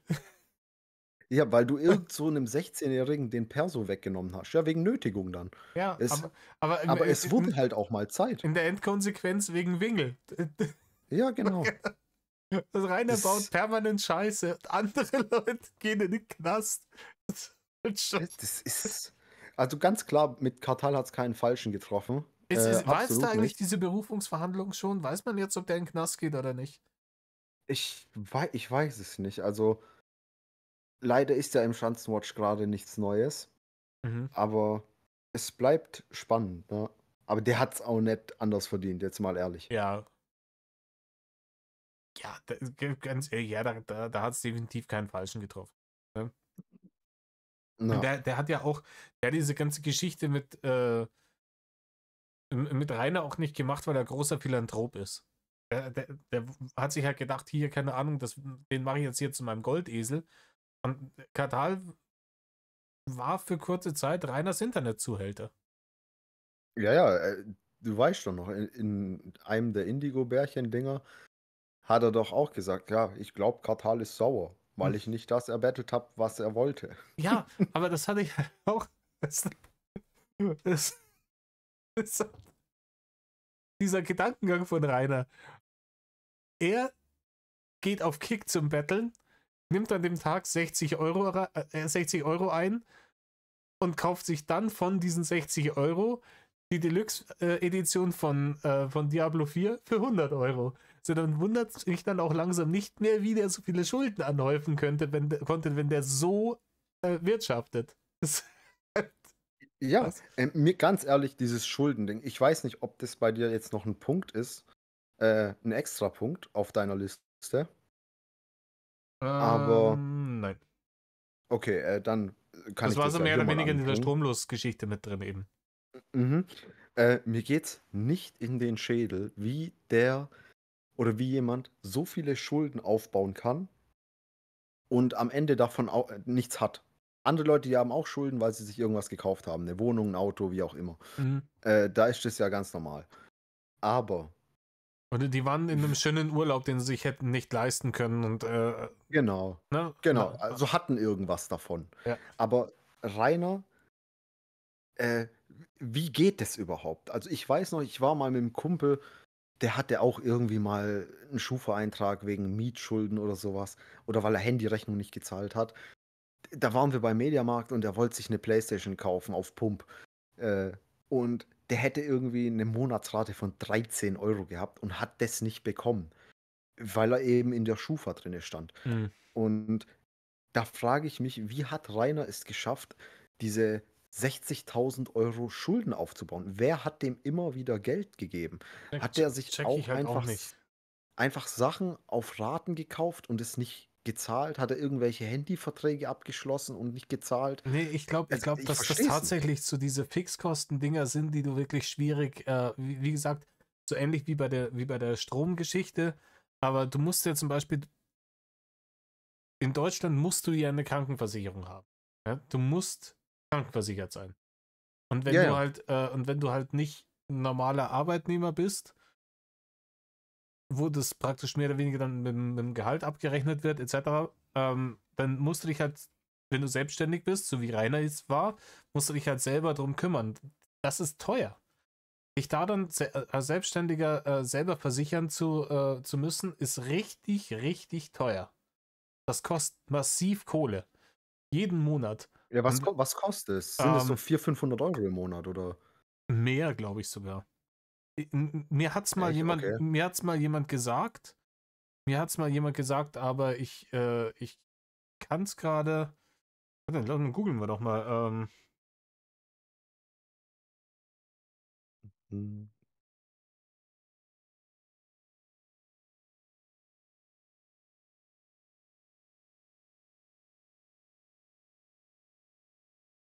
So.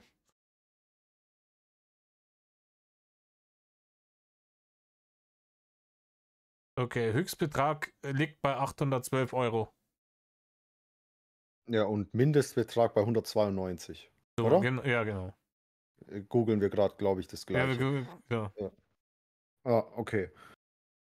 Und Ja, keine Ahnung. ja, rechnen wir mal, keine Ahnung, weil bei Rainer rechnen wir mal mit. Lassen wir mal mit 400 rechnen. Das wären Ich dann hätte gut auf 700. 4.800 im Jahr. Ich hätte gut auf 700 geschätzt. Ja, aber gut, rechnen wir 400, sind wir 4.800 im Jahr. Und das Ja, sag mal rechnest, 5.000, ja.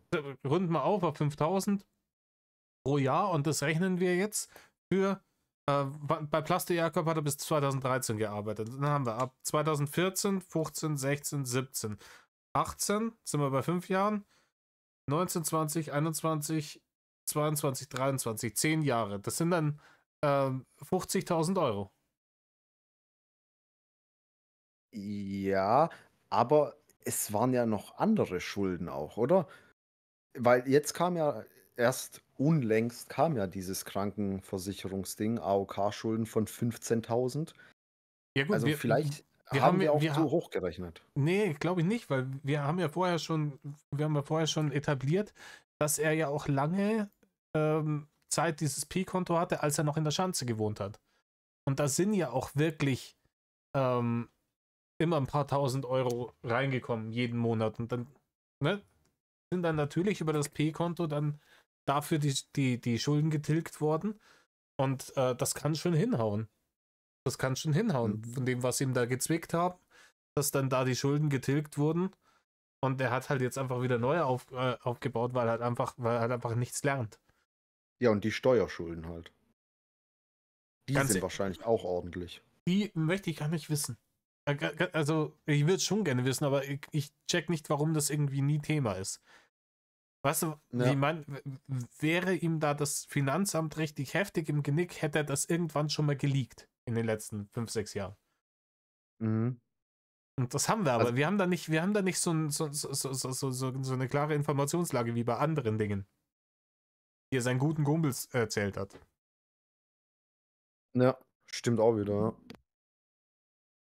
Und da frage ich mich schon, keine Ahnung, ob sich das Finanzamt irgendwie von ihm auf der Nase rumtanzen lässt oder ob da einfach im Hintergrund irgendwas passiert, bis die große Apokalypse dann über ihm hereinbricht. Das Finanzamt, wenn dich fickt, dann ist Feierabend.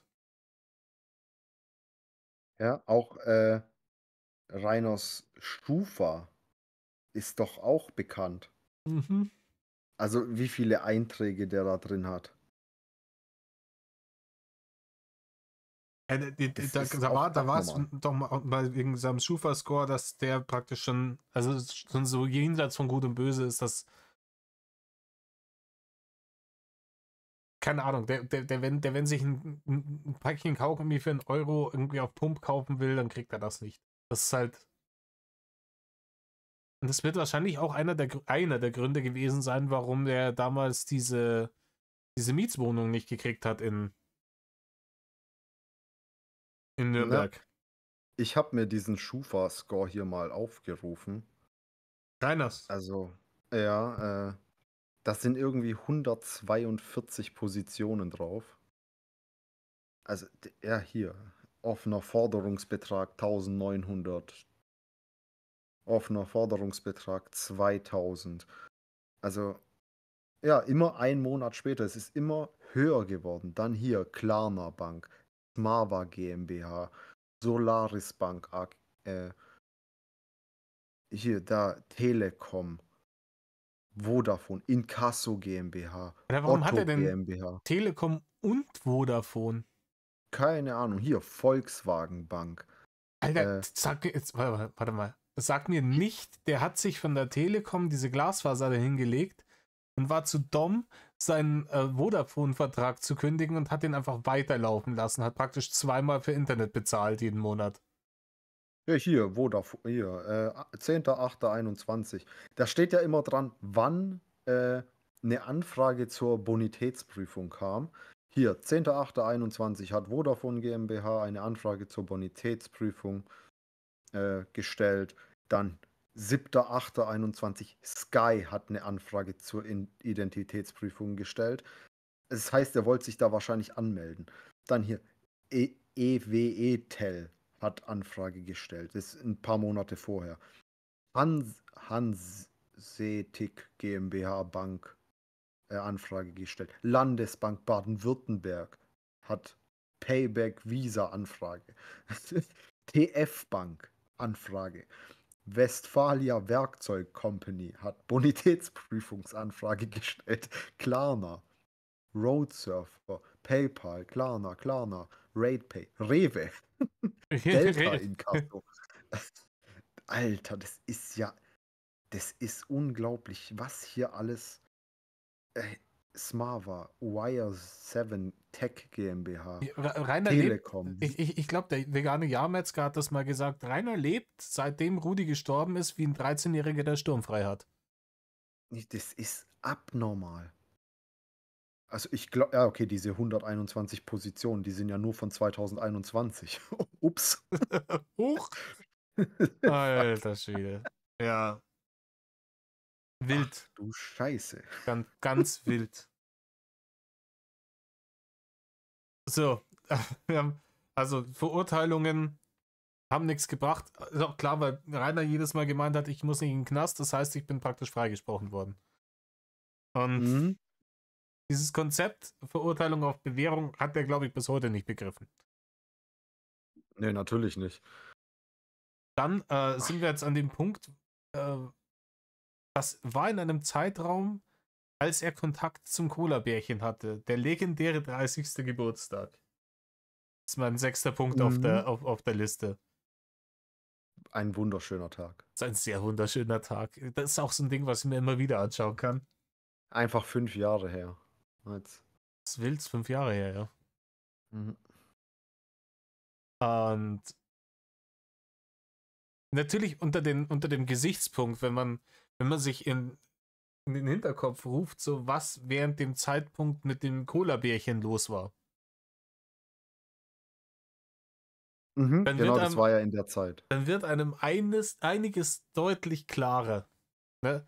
warum er da so eine kurze Zündschnur hatte, also kürzer als sonst, und warum er da so viel krasser eskaliert ist als sonst. Ja, der hatte halt Druck. Richtig Druck. Und er wollte halt, ich glaube, das hat ihn schon belastet. Dieses ewige Hickhack und dieses Hin und Her mit dem Cola-Bärchen.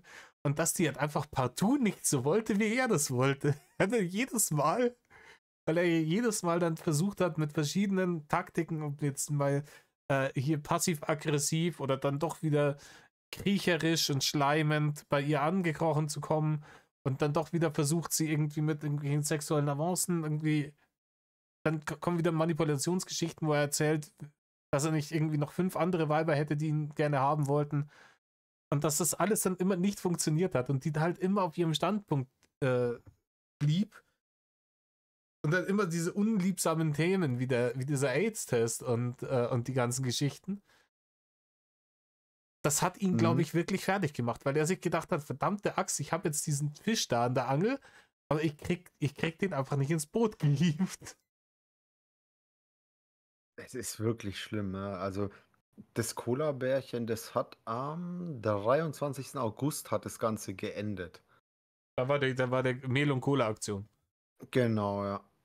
Ich bin mal gespannt, ob in den Cola-Bärchen-Leaks noch auf den 30. Geburtstag eingegangen wird. Das müsste ja jetzt dann eigentlich War das nicht in den nächsten, in dem Teil 8? Haben die dann, der Geburtstag war doch während dem Teil 8. ja, irgendwie schon. Ich glaube aber irgendwie da im Teil 8 hat er ja auch diesen Kuchen gefressen und den hat er ja einen Tag vorher schon gegessen. Hm.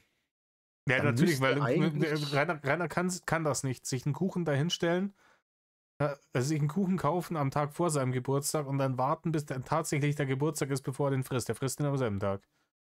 also könnte sein, dass dann im nächsten Teil, in Teil 9, irgendwas kommt. Ich weiß es noch nicht. Die Cola-Bärchen-Dinger sind bei mir ewig her. Äh, ja, mal gucken. Ja, keine Ahnung, ich hab halt einen großen Teil der Cola-Bärchen liest. Ich glaube, ungefähr bis zu dem Punkt, wo ihr jetzt seid, habe ich halt vor 2 Jahren mit Utti mal gemacht, aber das mussten wir dann abbrechen, weil der damals Stress hatte, wegen seinem Kanal. Und ich glaube, ich habe das noch auf irgendeiner Festplatte liegen, aber Mhm. frag mir nicht. Aber es wird halt nicht veröffentlicht werden. Es ist jetzt schon lang genug her, vielleicht gönne ich mir die einfach so nochmal. Ne? Aber Ja. mal gucken. Ja, Teil 7 und 8 waren ja relativ lang. Das weiß ich auch noch. Die gingen immer 1,5 Stunden ungefähr. Und jetzt die restlichen Teile sind, glaube ich, immer so zwischen 20 und 40 Minuten. Ich fand das aber krass hier, Teil 8, Part 2, wo ich, wo ihr ein bisschen drüber gehört habt, war dieses, ich bin immer ehrlich zu dir, ich lüge dich niemals an. Ich sag dir dann halt einfach gewisse Sachen nicht. Ja, ja, ich bin der ehrlichste Mensch hier im Raum. Was sagst du, ich lüge dich nicht an, ich sag dir halt einfach manche Sachen nicht. Rein, das ist gleich schlimm. So, da- Das ist so, keine Ahnung, wenn irgendein Dude ist beim Fremdbomsen und kommt nach Hause und die Frau fragt ihn, wo warst du? Und er so, ich will dich lieber nicht anlügen und geht. Und wenn sie dann ausrastet, sagt er, warum? Ich bin doch nur ehrlich zu dir. Ah, Oh. Aber er versucht dann die ganze Zeit irgendwie endlich dazu zu bringen, dass sie checkt, dass das ideale Beziehungsmodell folgendes ist. Und zwar, sie kommt bei jeder sich bietenden Gelegenheit zu ihm und hält Wurstfach hin. Und wenn sie nicht kommen kann und Wurstfach hinhalten, auf eigene Kosten natürlich, dann darf er überall rumbimsen, so viel wie er lustig ist. Und sie hat aber gefälligst in den Zeiten, wo sie nicht bei ihm ist, einen Vollverschleierung in einem Körscherzgürtel zu tragen. hm. Ah, schlimm. Ja, was kann man noch zum 30. Geburtstag sagen? Ja, auch ganz ehrlich, auch da, das ganze Internet sieht zu, wie du einen vollkommenen Meltdown hast. Wegen Kindergarten. Einfach weil da ein paar Kasperle draußen irgendwie Herr Winkler rufen und Happy Birthday singen. Ja. Aber ich glaube, der Tag war relativ lukrativ für ihn, oder? Sonst hätte er den Stream ja nicht angelassen. Ich glaube, Rainer hat aus mehreren Gründen diesen Stream angelassen. Das eine ist natürlich, dass Barne reingekommen sind. Das zweite ist natürlich auch, dass er damit natürlich diese Opfernarrative darstellen kann. Schaut's euch an.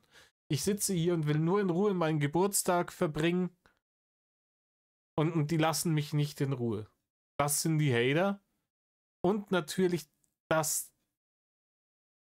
dem Internet die ewige Unbesiegtheit nochmal ins Gesicht zu reiben. So. Das ist alles schlimm und ich bin das arme Opfer, aber ich bin so stark und die kriegen mich niemals klein. Mhm. Ja. Die haben alle nicht die Stärke, die es braucht.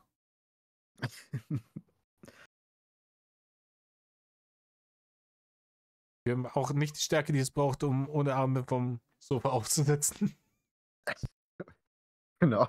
Und dann noch dieses hässliche Schnipsen da, als er es dann gemacht hat. Ja, vor allem, er ist ja nicht ohne Hände vom Sofa aufgestanden, sondern er hat sich ja mit den Ellbogen auf den Oberschenkeln abgestützt. Das zählt ja nicht. Keine Ahnung. Ne, welchen Teil meiner Arme ich nehme, um mich da abzustützen, um mich hochzuwuchten, ist ja relativ Wurst. Mit den Ellbogen, das ist vielleicht minimal anstrengender, aber es ging darum, die Arme gar nicht zu benutzen. Das hat er nicht hingekriegt. Ja, ist so wie seine Kniebeugen auf TikTok oder Kick. Die Kniebeugen, Alter. Die habe ich schon fast wieder vergessen. Das war auch so eine Ein-Wochen-Aktion, wo er dann im Stream immer, wenn er stirbt, macht er Kniebeugen. Hat aber ganz schnell bleiben lassen, weil er dann wieder ins Gedächtnis gekommen ist, wie scheiße er beim Zocken ist.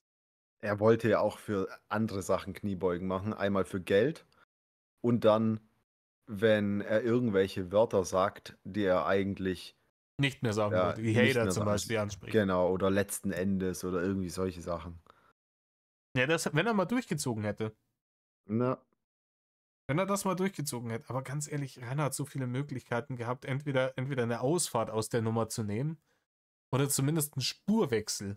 Weißt, es gibt Leute, die haben irgendwann erkannt, okay, sie können im Internet schon eine Daseinsberechtigung haben, allerdings eben nur als LOL-Cow.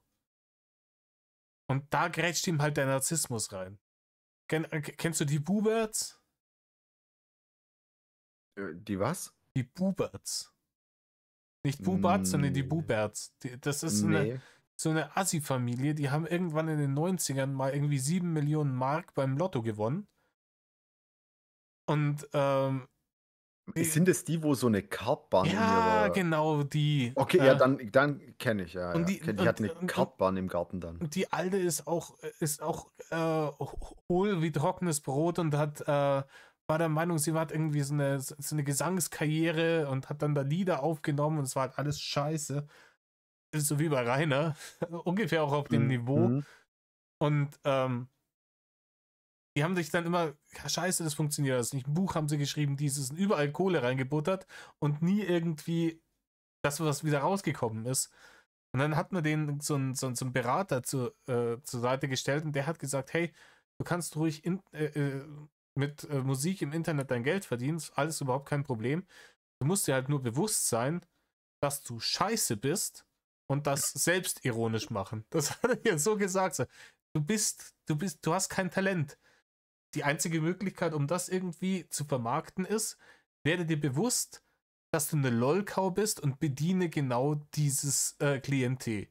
Und darüber funktioniert das, ja. Aber dann müsste man aufhören, sich als das höchste Wesen nur zu sehen. Das ist halt keine Option bei Rainer. Die haben doch auch so einen ganzen Haufen unverkaufter Bücher daheim Ja, gehabt, ja, oder? die haben so ein Kinderbuch, ich glaube, er war das, der hat dieses Kinderbuch geschrieben, hat es auf eigene Kosten drucken lassen, 1000 Exemplare, kein Schwein hat die Scheiße gekauft. Ja, und die haben doch auch an ihre Freunde irgendwie dann Geld verschenkt oder so. Da 100.000, da 100.000. Ja, ich habe gerade mal so gegoogelt, die Buberts, ja. Lottogewinner Achim Bubert. Ja. Einmal Millionär und zurück. Das ist halt ganz wild, ganz ehrlich, wenn ich mir denke, solche Leute gewinnen im Lotto, gebt mir das Geld. So, ich wüsste Besseres damit anzufangen. Also, Oh Gott, die haben tatsächlich ein paar Titel hier bei YouTube. Wir sind die Buberts. Ski, Ski, Ski. das hört sich fast an wie Skirsker. Ja, genau. Gott. Alter, wär das was? Drachenlord featuring die Booberts? Alter, die haben sogar einen YouTube-Kanal. Ja. Mit 18.000 Abos. Läuft bei denen. 18.000 mehr als Reinhard. Mhm. Ah.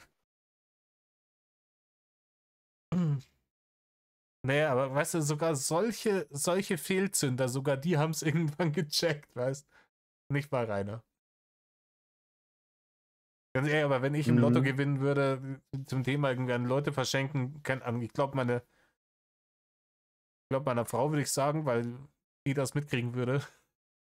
Ansonsten. Es wird Anzeichen geben, Es gell? wird Anzeigen geben. Und ansonsten würde ich das so wenig Leuten wie möglich sagen. Ne? Ja.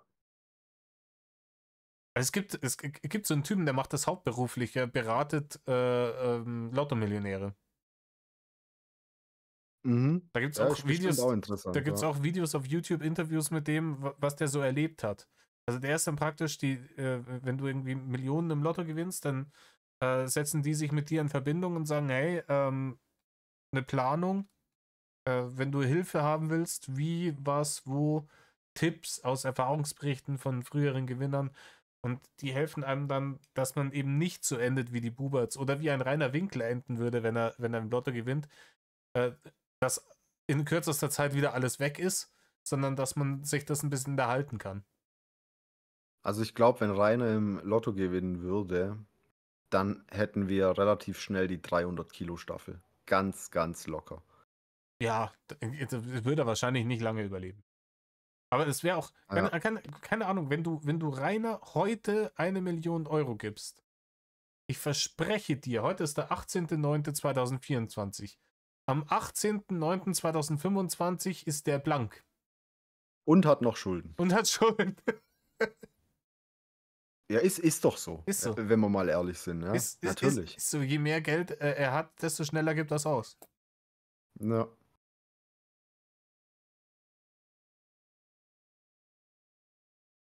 Ja. Aber wie gesagt, der 13. Geburtstag, das war ja gerade irgendwie auch so während so einer Zeit, wohin das Cola-Bärchen so richtig hat leiden lassen und so richtig hat auflaufen lassen mit seiner Scheiße.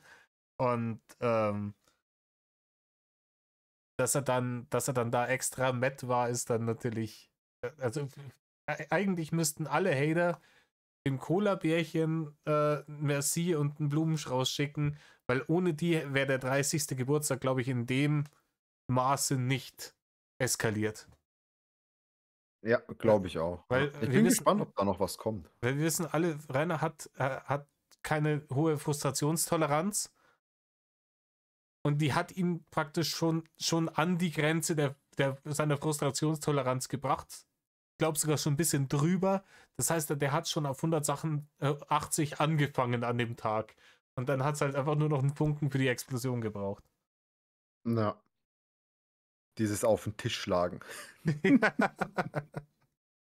Ja, vor allem, Gesichtskirmes. Ja, wie klein der Mund geworden ist. Wie klein der Mund geworden ist, halt wild.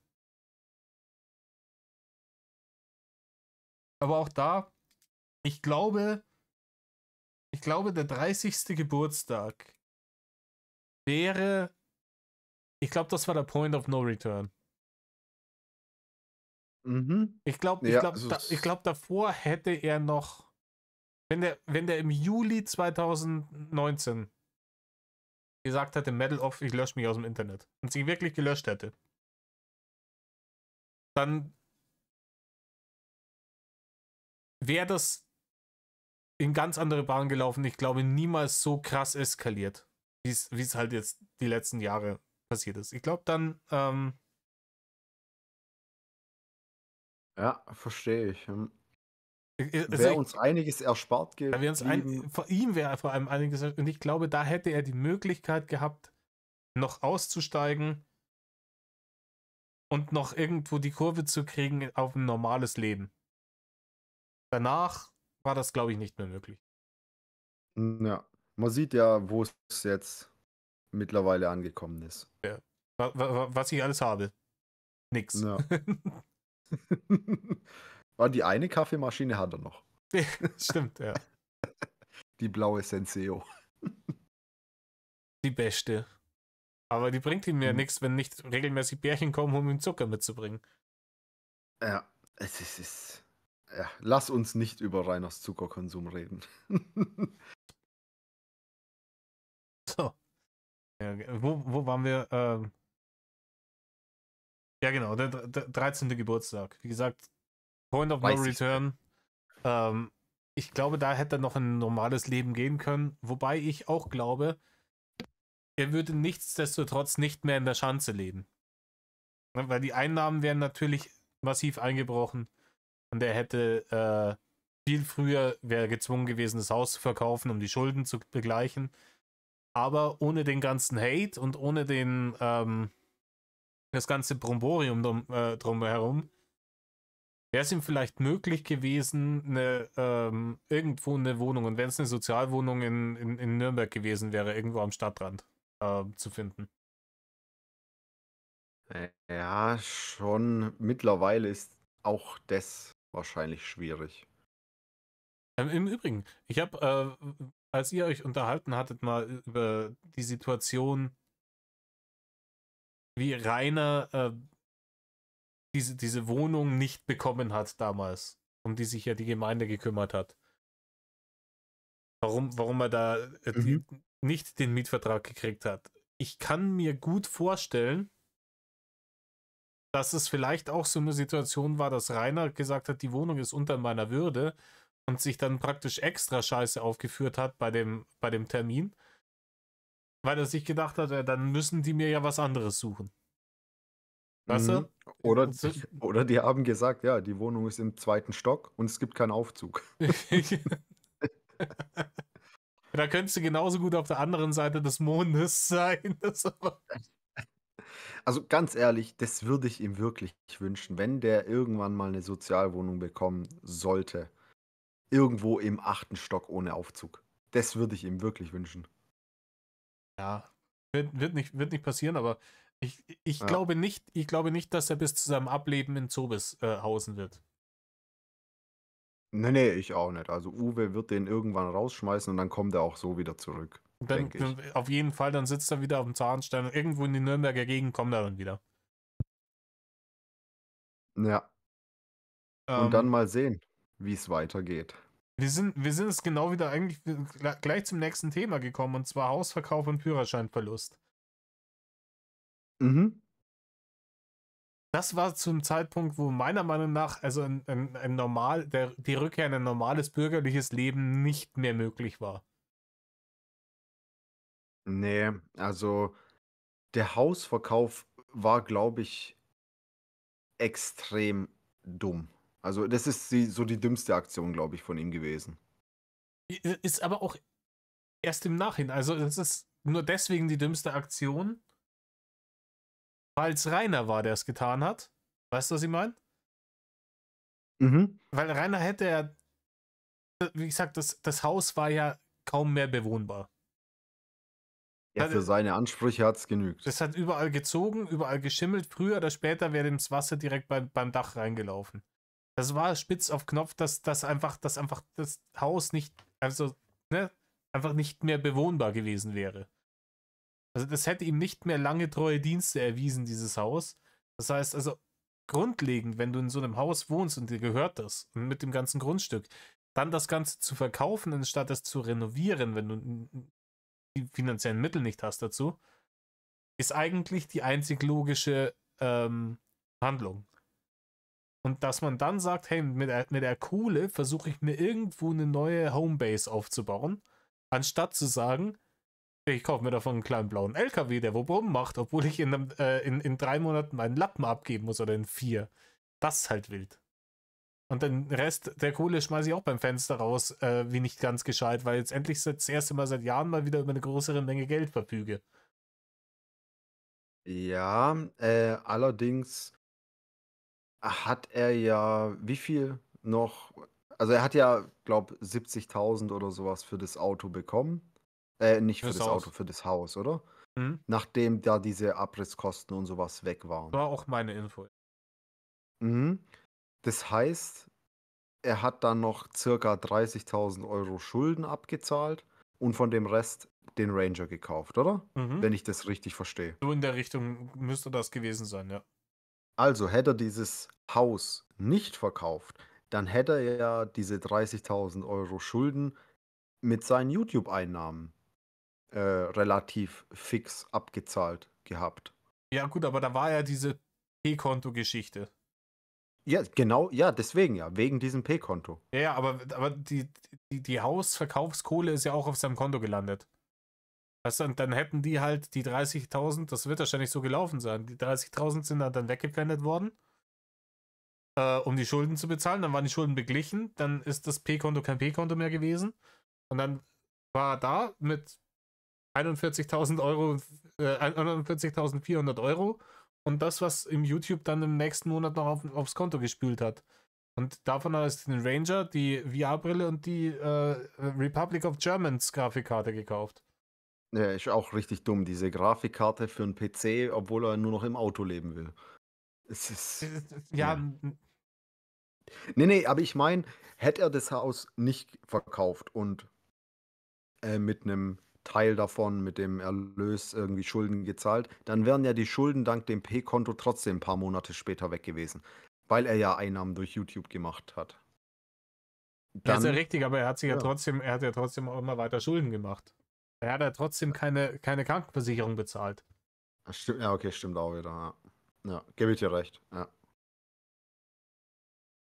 Ja, und der Verlust vom Führerschein, das ist halt auch eigentlich schon relativ lustig bei ihm, aber der Verlust vom YouTube-Kanal, das war so der Todesstoß. Weißt, wenn dir auf einmal 8.000 Euro im Monat wegbrechen, Ja die gut, ich du meine, es einfach werden zu fürs dem Zeitpunkt keine 8.000 mehr gewesen sein, aber also, das hat doch der Franken-Gamer gesagt, ja, oder? aber ich glaube, So 6 bis 8. 8.000 war das Höchste, was er mal verdient hat. Aber keine Ahnung, ist ja wurscht, lass 5.000 gewesen sein, was er gekriegt hat. Ja, Das ist ja fürs immer noch Nichts jede tun. Menge. Für die Scheiße. Das wäre nämlich hier auch der nächste Punkt bei mir, der Verlust des YouTube-Kanals. Mhm. Entschuldigung. Also, keine Ahnung, bei Ja. Ausverkauf und Führerscheinverlust, also spätestens beim Führerscheinverlust hätte ich, ne, aber nicht mal dann.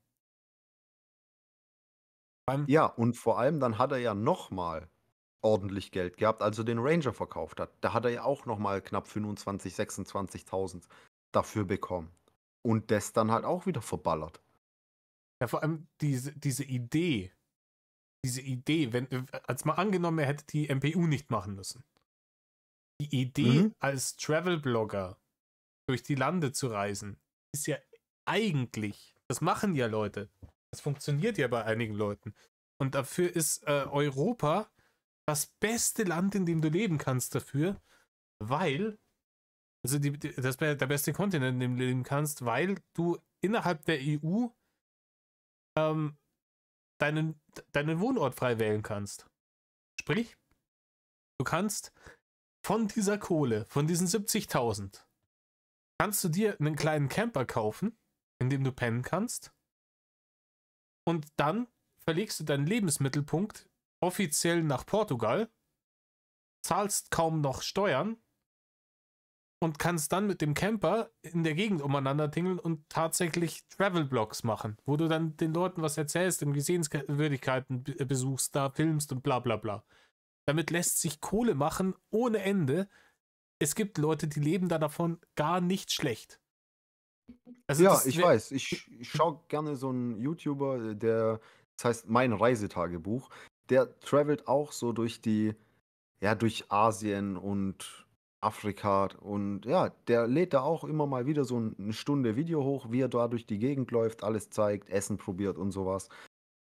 Ja, der lebt auch da davon und der kriegt auch so Sponsorings für irgendwelche ja, zum Beispiel für seine Kamera oder 'n Koffer oder so was. Hm. Und ich glaube, der hat auch 'n relativ interessantes Leben, weil der irgendwie alle 2 Wochen irgendwo anders ist. Aber reiner ja, sind wir mal ehrlich, könntest du dir Rainer vorstellen als Travel-Blogger? Du würdest Nee. ja, egal wo er ist, du würdest ja immer nur seine Fresse in der Kamera sehen Ja, das ist ja der und Punkt, aber das ist halt die Sache, die Leute, die mit sowas ähm, Geld verdienen, die das können, dieser Travel-Blogger, den du da schaust, der ist halt einfach nicht so ein nicht so ein kleingeistiger Sack voll Scheiße. ja, genau. Wir haben das in Remimi gesehen. Mimi. Ne? Ja. Wir haben das gesehen. Also runtergemeddelt und dann, oh nein, die sprechen ja alle gar kein Metal-Fränkisch hier. Und es ist dunkel und kalt. Ich fahr wieder nach Hause.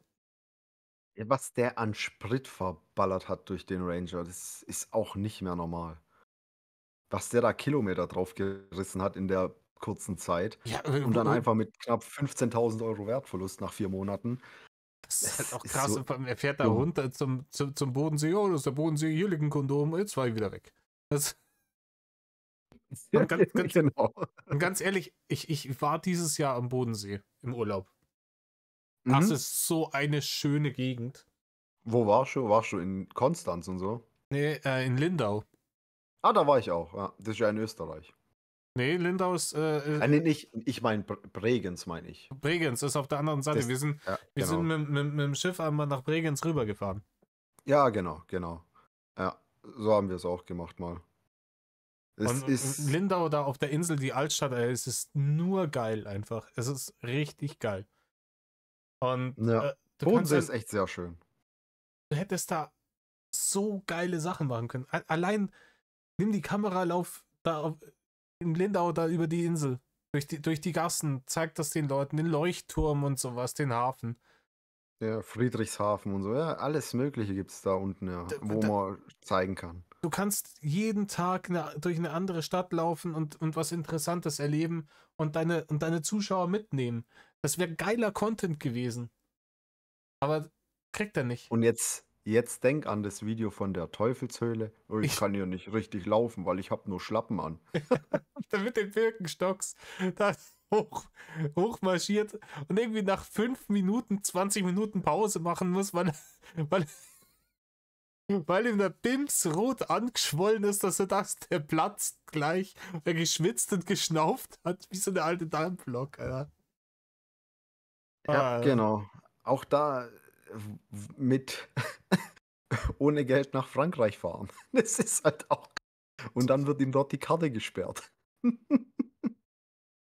ist halt auch wirklich selten dumm. Aber wie gesagt, hey, wenn er den Führerschein und den YouTube-Kanal nicht verloren hätte, weißt du, was ich meine? Ja, da Aber wäre einiges gegangen, aber, der kriegt halt nichts auf die Kette.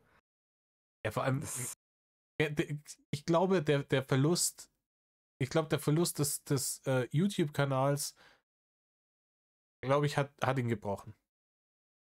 ja, auf jeden Fall. Obwohl er ja auf TikTok auch so seine Hochzeit will ich's jetzt nicht nennen, aber ja, da hat er ja auch manchmal 2, 3, 4.000 € gemacht. Es ist ja Ja, so, aber wenn du halt jeden Tag 150, 200 € für Hotel brauchst, dann ist es da machst du halt einiges falsch, wenn du nur von Obdachlose, die leben auch von Tag zu Tag und kommen mit, was weiß ich, mit 5 bis 10 € am Tag aus. Und Rainer, der braucht halt irgendwie, ja, das 20-fache und es reicht nicht. ja, ich meine, wie gesagt, Rainer hat eine Vorstellung davon, wie sein Leben zu laufen hat, die halt vollkommen jenseits aller Realität. Also sogar Leute, die arbeiten und gut verdienen, leben nicht so. Er sagte, er braucht Ja, irgendwas zwischen 3.000 und 5.000 € im Monat netto. Und ich dachte, zeig mir mal, wer 3.000 bis 5.000 € netto verdient im Monat. Das ist halt vollkommen utopisch. Aber das ist halt auch, weil Rainer einfach den Wert von Geld nicht begriffen hat. ja, weil er noch nie wirklich für Geld arbeiten musste. Ja. Und da, ganz Hm, ehrlich, das ist der große Schaden, daran, dass Rudi gestorben ist, bevor er den nicht noch ein bisschen auf Kurs geprügelt hat. Weißt du, was ich meine? ja, Weil das der hätte ihm nicht kommen brauchen. Der hätte dem, glaube ich, Rudi hätte nicht kommen brauchen mit ihr Edzardler und ich bin jetzt hier aber in dem Job, weil die haben mich da rausgemobbt oder sowas. Die Story hätte er sich bei dem nicht leisten können. Na. Ja, okay, Rudi, der hat ja auch dafür gesorgt, dass es kein Internet am ASB gab. Der alte Und Prophet, der hat schon gewusst, warum. ja, schon. Also der wusste, Rainer, der hat halt so ein Mitteilungsbedürfnis. Das merkt man ja, der wird matt, wenn seine Familie ohne ihn grillt. Ja, aber ist dir nicht auch aufgefallen, dass es ich weiß nicht, ob es eine weitere Verrohung von Rainer war oder ob er sich dann ab da einfach die Mühe nicht mehr gegeben hat, sich jedes Mal in der Öffentlichkeit diese Maske aufzusetzen, des armen, unschuldigen Mobbing-Opfers. Das, Ab wann? ab da, wo er den YouTube-Kanal verloren hat. Ach so, ja. Ja, okay, er hat immer gesagt, er wurde ungerechtfertigt gesperrt Ja, dort. ja, die Story, aber Nick, also generell, wie er mit anderen Leuten umgegangen ist in der Öffentlichkeit. Und Ja, ja, das auf jeden Fall. Ja. sind viele Dinge, die hätte man davor, glaube ich, höchstens in irgendwelchen Discord-Leaks von ihm gehört, die er dann auf Tiki-Talkie einfach ungefiltert rausgeschissen hat.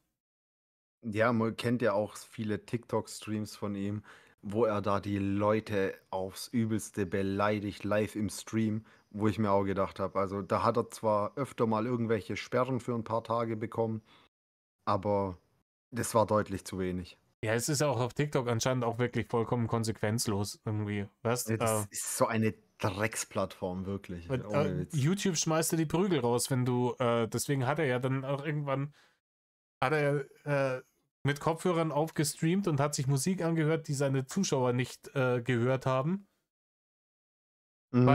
weil ihm YouTube die Livestreams einfach gekappt hat, wenn er da permanent irgendwie Copyright-Musik hat laufen lassen. Ja, aber dabei hat er doch gar keine Musik gestreamt, sondern Spotify. Ja.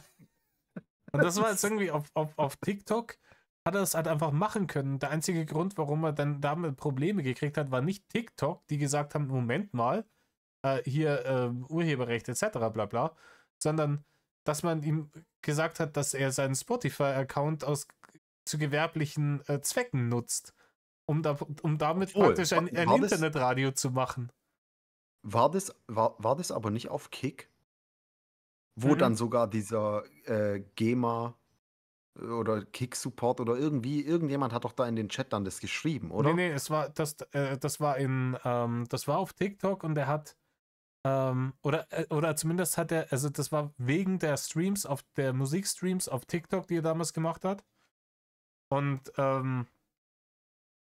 vorgelesen hat er das, glaube ich. Die E-Mail, die er von Spotify gekriegt hat, hat er, glaube ich, in einem Stream vorgelesen. Ich glaube, so war es. Ah, okay, okay. Kick, diese Plattform kannte ich auch vor dem Game nicht. Nee, ist wild, gell? Aber Ja, und auch Trovo und so kannte ich alles nicht. was ich so gehört habe, war Kick ist im Endeffekt eine Plattform, die ins Leben gerufen wurde von irgendeiner großen Gesellschaft, die denen so Online-Casinos gehören, die so Online-Glücksspiel machen. Mhm. Und die haben halt versucht, Leute zu sponsoren mit einer großen Reichweite auf Twitch, damit die diese Casino-Streams machen.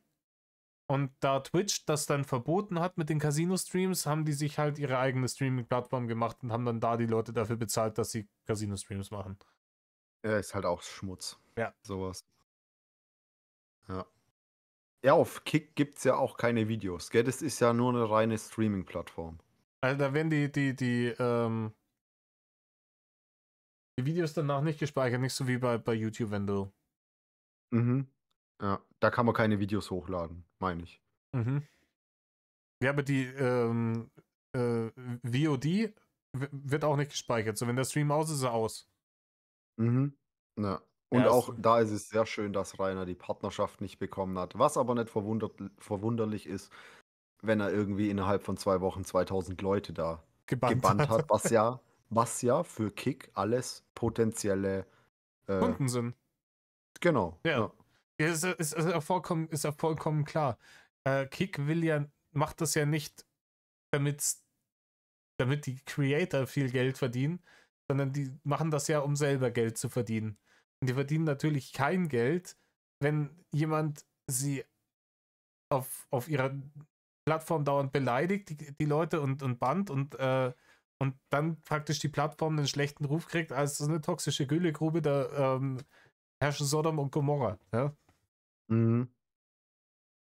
Und ganz ehrlich, wenn sogar so moralisch degenerierte Leute wie diese Online-Casino-Spastis, wenn sogar die ihm sagen so, nee, du nicht, du wirfst so Mhm. schlechtes Licht auf uns, das ist, das ist halt auch wild.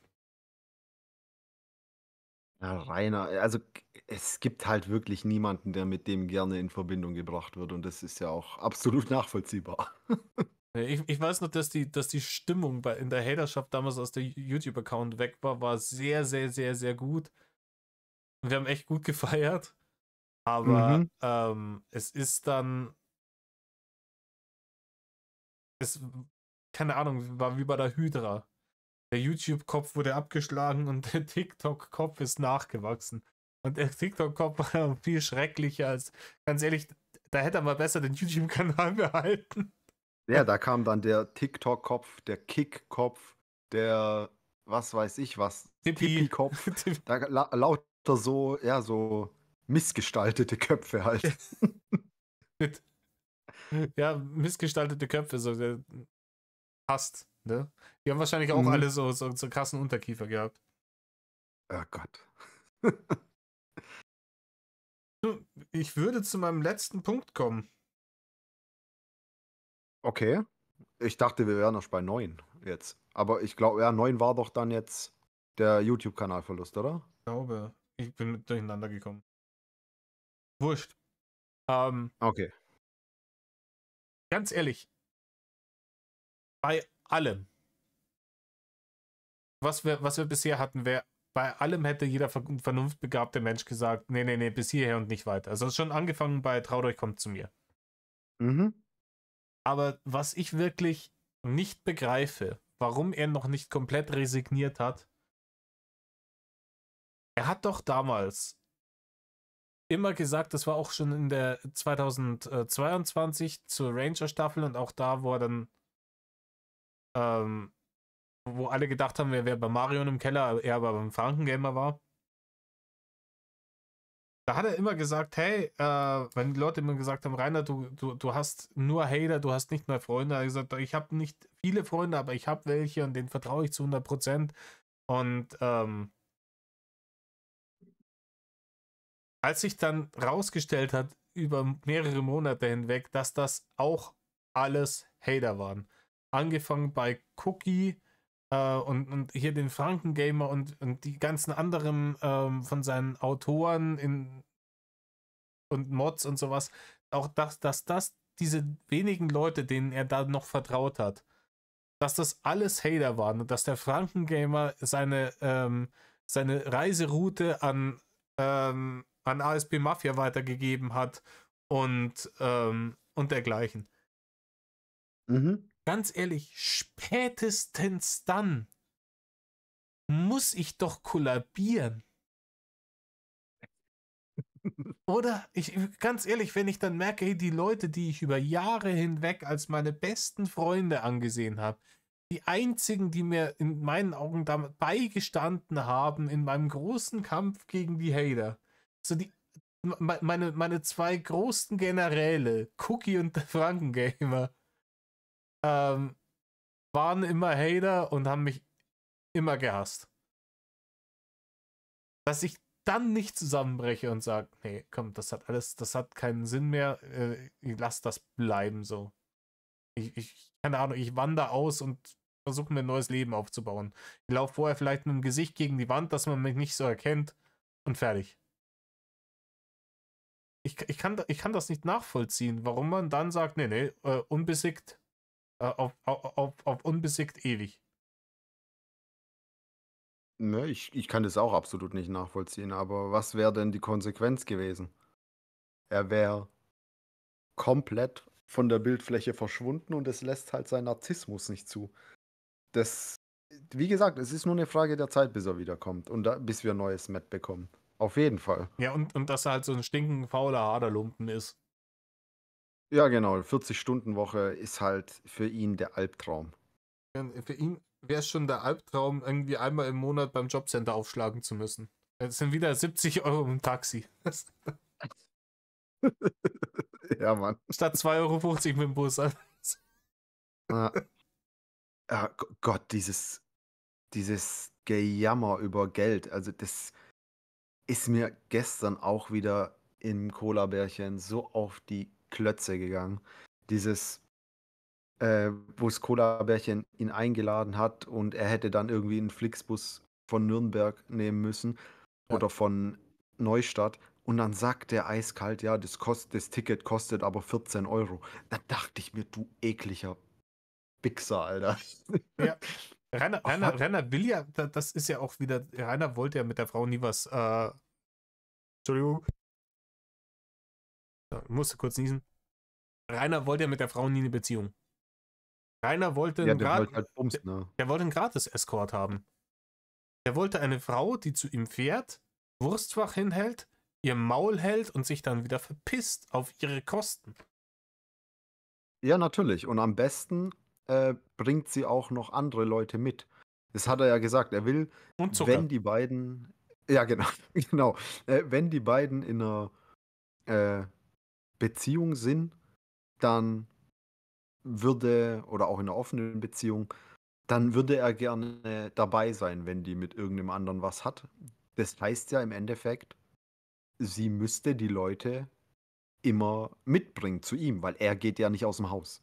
Alter, das ist auch, keine Ahnung, das hat dann sowas von dem Verhältnis zwischen Dracula und Renfield, der ihm die Opfer bringt. Oh, den muss ich mir noch angucken. Den Renfield? Ja, mit Nicolas Cage, gell? Großartiger Film, ich war da im Kino. Gönn dir den. Ja, ich weiß, den gibt's auf Sky. Ja, muss ich mir mal irgendwann anschauen. Bin irgendwie noch nicht dazu gekommen. Ich habe mir Ding neulich angeschaut, ich weiß nicht mehr, wie der heißt, da wo Nicolas Cage sich selbst spielt. Ich weiß mit den, Mit ja, Pedro ich weiß, welchen du Pascal und meinst. dann, der war auch funny. Der war auch funny, aber Massive Talent heißt Massive der. Talent heißt der. Ja, Aber, genau. schau dir Renfield auf jeden Fall an, der ist super. Der ist super. Mhm. Na, ich glaube, über Filme könnten wir beide uns auch gut Oh, unterhalten. das können wir gerne mal machen. Wie gesagt, du wüsstest es, wenn ich mein eigenes Video jetzt, das ich vorgestern aufgenommen habe, das muss ich noch zusammenschneiden. Ähm, wir haben uns, meine Frau und ich haben uns Rebel Moon angeschaut, weil Mhm. wir waren in der Verlegenheit, dass wir gesagt haben, wir sind beide sehr große Filmfans und wir wollten uns irgendeinen Film anschauen. Das Problem war nur, von den guten Filmen, die hat immer einer von uns schon gesehen. Wir wollten einen Film sehen, den keiner von uns gesehen hat. Dann haben wir Mhm. gesagt, dann schauen wir uns halt einen richtig beschissenen Film an, weil da ist die Wahrscheinlichkeit höher, dass ihn noch keiner gesehen hat. Und dann haben wir uns irgendwie 6,5 Stunden Director's Cut Rebel Moon 1 und 2 reingepfiffen. Und, uns, ich habe 2 Tage lang Schmerzen des Zwerchfell gehabt vor Lachen. Diese Filme sind so scheiße. Das ist einfach, die sind so scheiße und kann sich so offensichtlich darüber beäumeln und kaputt lachen. Weil die komplette Quintessenz war, dass Zack Snyder gesagt hat, hey, ich habe hier diesen großen Pool an tollen Filmen, die super ikonische Szenen haben. Ich nehme diese Szenen, klaue sie und mache sie genauso nur in Scheiße. Und dann hänge ich das Ganze 6 Stunden aneinander und fertig ist. So zwischendrin wird in Slow-Mo hier Weizen geerntet. Okay, ich habe schon gehört, dass die Filme richtig scheiße sein sollen, aber ich habe die auch noch nicht gesehen. Das ist dann wirklich keine Ahnung. Du hast dann so eine Szene, die original irgendwie die Cantina-Bar-Szene aus Star Wars ist. Es ist genau dasselbe Ding, nur mit Charlie Hunnam, der einen komischen schottischen Akzent spricht, statt Han Solo. Und das ist dann, ja, die Cantina-Bar-Szene, lass das machen, nur in Scheiße. So. Mhm. Und dann währenddessen, wenn es läuft, dann die ganze Zeit beten, please Disney, don't sue me. Das ist definitely not Mos Eisley. Das ist wild. Es ist wirklich wild. Und dann am Schluss, ich glaube vom zweiten Teil, ja, da verbrennen sie ihre gefallenen Toten, bla bla bla. Und da haben sie wirklich original, du kennst diese legendäre Szene, eine der besten Szenen, die jemals auf Leinwand gebannt wurden, als Faramir in den Tod reitet und Pippin diesen Song singt. Mhm. Daheim verblasst. Ja, Ja, ich weiß. Mhm. sie haben sogar die Melodie davon geklaut. Es ist literally Was für dieselbe Wichser, Alter. Scheiß-Melodie, nur mit einem anderen behinderten Text. Okay, ich muss mir den Scheiß angucken. Schau dir, aber bloß nicht nüchtern. Ne?